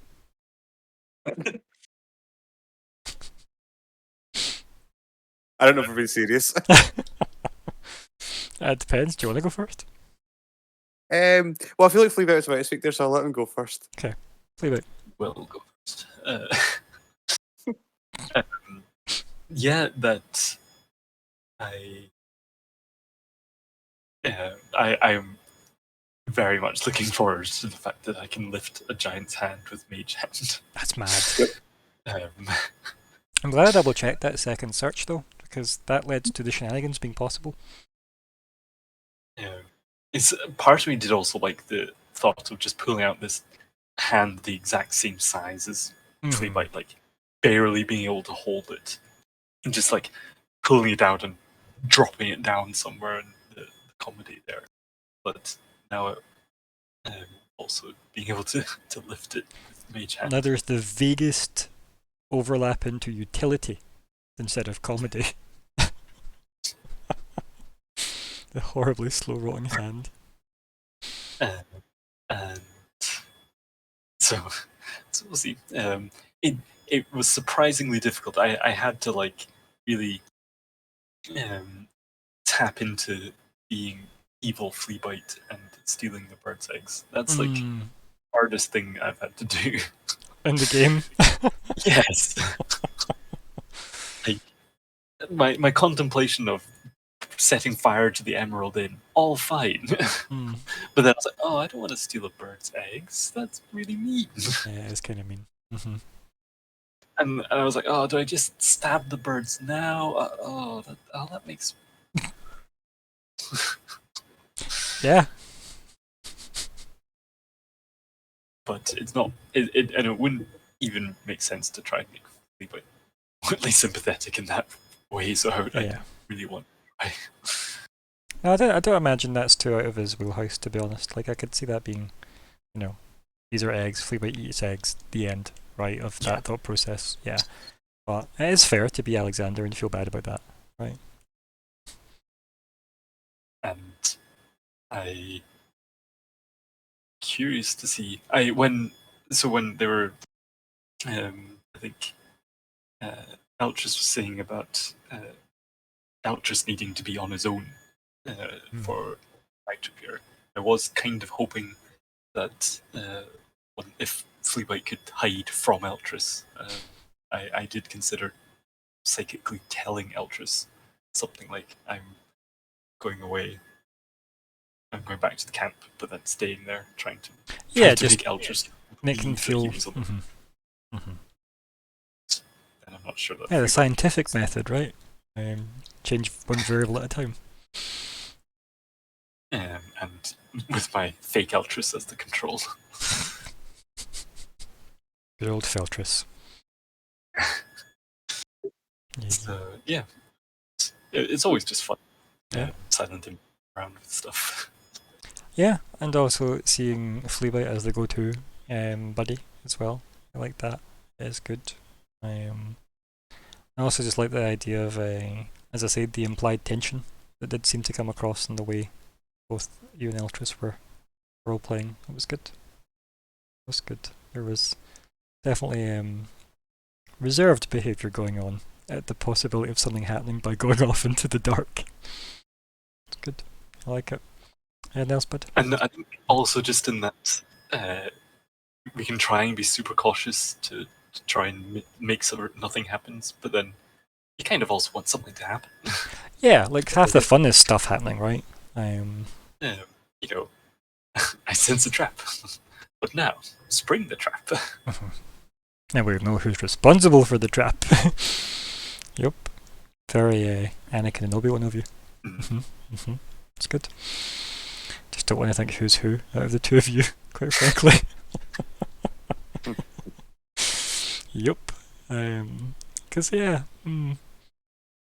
maybe more Savage Press and Maul. Maybe that's a better duo for you both. Yeah. I mean, Fleabite did go after that bird's children, just said. Yeah. Do you want to go now, Eltris? Yeah. Assuming Alexander's happy to relinquish his time. Unless he's going to filibuster. Till I can speak no more. Yeah. What you feel maybe the filibuster 52. So Eltris.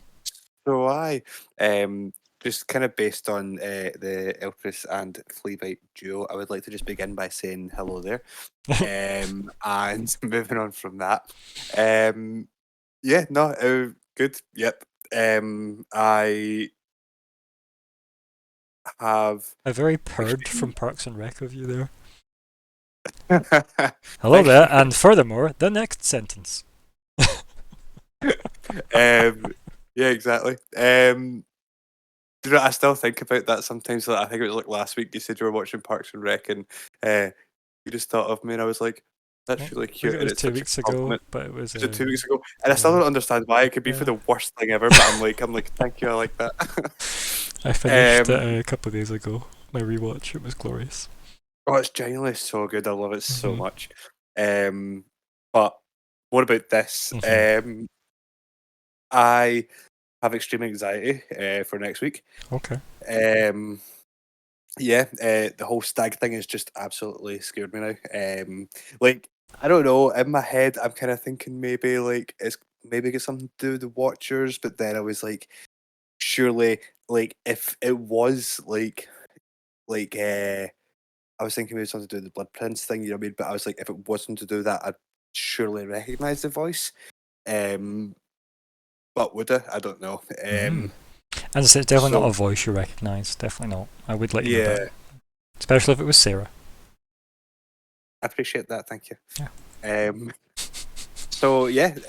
Had fun. I think it was quite. I quite enjoyed having the kind of moment with Fleabite. You know what I mean? Like that was quite nice.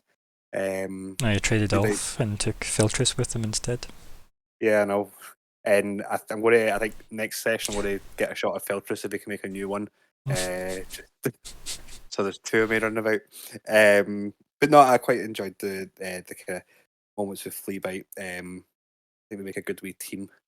But yeah, overall had fun. Just a little bit angry that it ended in such a cliffhanger because, well, obvious reasons, you know what I mean? All the cliffs, yeah. Yep, all the cliffs. You wouldn't think there's so many cliffs in such a big forest, but there is. So. Oh, you're in the pre-forest lobby. Exactly, and there's a massive cliff. Yeah, known as the Crags. Yeah. So, yeah, I feel like I'm just rambling now. This is my filibuster. Okay. So This basically, is my last serenade. I enjoyed you made a Morrowind reference earlier I on. did. That took me Yeah. back. One of my favorite video games. So yeah. That was quite good. What else can I talk about? Filibuster. No, but Buster. overall, yeah, had fun. Thanks for having me. Looking forward to next week. Be a good bard name, wouldn't it? Philip Buster. It'd be amazing. Yeah. I hear on good authority, right, that busting makes me feel good. Bustin'. Yeah. Oh, Oh dear. Oh dear. Snowden. Yeah, it was fun. I feel this episode was very Eltrist and Fleabite heavy. I felt like I slept through most of it, which is Literally, yes. true. Yeah. Not really much. I had some good rolls. That's about it. Yeah. But it was I enjoyed it. But again, this is one of these examples of a lot of the game can be the content you bring, right? Like that is Yeah. definitely a lot of the game. There will be a lot of narrative space for you guys to take control of. So if you have nothing to do, that's kind of that, right? I mean, sadly, you do have a lot of literal ground to cover, and I'd rather make some of the journey interesting than skip a lot of it.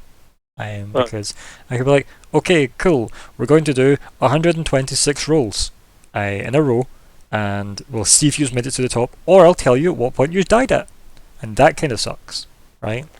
As an interpretation. So instead of that, I'd rather take snapshots of the journey as we go through. Like a montage type. Yeah, like a very, very lazy montage. Yeah, definitely. Get into Farquaad's castle and Shrek. Yeah, definitely, because I I think guess it's nicer to It's say. a great montage. Yeah.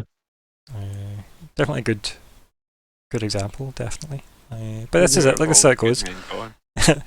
The trick would be to this as well is this is a good type of moment to highlight the personality traits of your character as well. Like the idea that Fleabit would just sidle up next to a Vanger to make tea as well, because Fleabit likes making tea out of a bell he owns. Or now owns, I should state. So like little things like that just reinforce quirks of your character you wish to be established and things like that, or even just the fact that Vanger's happy to wander off and find mushrooms and then go, I'm interested, and there's some berries too, but he was definitely more into the mushrooms, it sounded like. He's quite enthusiastic about. Yeah, and his questionable teas that he's brewing, or should I say soup. So yeah, that's why those types of moments are quite good, because it is pretty much just essentially free real estate for you. Because it is one of the sides of the game where it does put your RP skills to the test as well, and your ability to also create content. Hashtag content. Yeah. I was contemplating having my character wake up during the interaction of him walking away. But obviously I didn't, so No, I think a lot of what happened was quite good the way it happened, though. I feel like Yeah. there's a fine line between being involved in content and letting other people have their moment. And it is a tricky line to identify. It's not super clear a lot of the times, because sometimes you think I could be involved in this, in which case I could be involved in something, but equally I could also just let them see where that goes and see if they bring it to me later, and that can be tricky. I've seen that very badly handled in games, and I wouldn't say there is no obvious way to identify when would be good to involve yourself or not. It is just a case of go with your gut, I guess. So yeah, I think as well the trick would be if you feel like you've made an assessment for the whole session, you think you'll have nothing to do, involve yourself, and if you feel like you have stuff you could be doing instead that's separate, then do that instead, because that would be the best way to shake that up, as it were, because then you're not stepping on somebody else's stuff if you've got your own content you could have. If you feel like you've got nothing to bring, you may as well buddy up with somebody. Yeah, it's probably my hot It was me take and on Vanger cuddling up, spooning. that. Yep. Nature boys. Speaking of which, Vanger? Banger indeed. Yeah, it was sort of more mechanical. Whereas this time, Excuse my yawns. But yeah, like that's some sessions you've got ground to cover. You got shit to get, and yeah, as you mentioned, we do get, I think, an opportunity to. I've talked about this at length. Actually, quite recently. Only fans. So something I really enjoy is the opportunity to get those little character moments where, as you were sort of saying there, to use those to convey your character. I think you can convey your character in a lot of ways. You can convey your character in big moments. You can convey your character by, for instance, like the first fight we ever got into. Vanguard didn't start with weapon drawing. Didn't start actually fighting until he was attacked. Thing like resurrecting the giant. These are important ways to convey the character. There are big, risky things to do. But there's also little things like I make mushroom soup. It barely looks like soup. It's just mushrooms, really, and maybe some questionable spell reagents. And yeah, there's a lot of fun to be had in sort of flavoring your character a bit like that. I think when you're sort of on a trek up a mountainside, you're somewhat limited in your ability to do that. So it's a challenge. Yep. But as things go on and we get more stuff to interact with, as we enter, if we might encounter new threats up ahead or new points of interest or a giant stag, then there's further opportunities to sort of expand on characters there. So I'm gonna call that my little. Yeah. Oh, you know what? I've got one other thing I want to add. I at work today we were doing the sort of final bits of install of an exhibition. Well, it wasn't really us doing it actually. The people who were exhibiting did it. Local students, and mostly they're really good. Like they're talented lot. I don't necessarily like their work. Some of it I do, some of it I don't. But there was one person. Some of their naming conventions were quite funny. Okay. Not intentionally so. They were very much going for the tortured artist thing, and God help them. One of them was called Ghostly Skeleton. Right. And every time I said it, I wasn't even saying this to anyone in particular. I was working on my own for like the first half of the day. I was just like reading it out. You're a ghostly skeleton. Oh, the tortured soul of the ghostly skeleton. I just thought you might enjoy that. That was really good. Yeah. I can absolutely imagine you just doing that like the whole day. So was this the name of like one of the student pseudonyms or an art exhibition? It was the student had named one of their pieces of work. Right. Okay. Cool. And they were quite competent, and it wasn't entirely inappropriate. It was like a sort of really almost skeletal looking like you'd. It's quite gross. Like it didn't look fully skeletonized though. It did very much look like a partially skeletonized figure. So I wasn't getting that It name sounds from morbidly the image, alluring. But, Yeah. I kid you not, that is almost exactly the title of one of the other paintings. Wow, morbidly alluring. God. I think it was like morbidly beautiful or something like that. Yeah. It wasn't alluring, but it was the same idea that they were. Well, they will conveying, hear and from my morbidly lawyers is soon. exactly the word they used. Oh dear. I feel like I would have very much understood and related to that person when I was their age. Probably same, to be honest, and maybe still. Who knows? Who knows what age they are though? Because yeah. they're HND students, and some of them are still very young because they're probably school leavers. But others will be like others could be. I mean, when I finished my HND, I didn't do an HND. Sorry, I did an HNC. So that was the year before that. But even so, you can be still quite young and do an HND. But I was like 20 when I finished mine. Yeah. I mean, they might even be. So yeah, people some that of them are return to probably study. adults, proper adults. I mean, real adults. Yeah.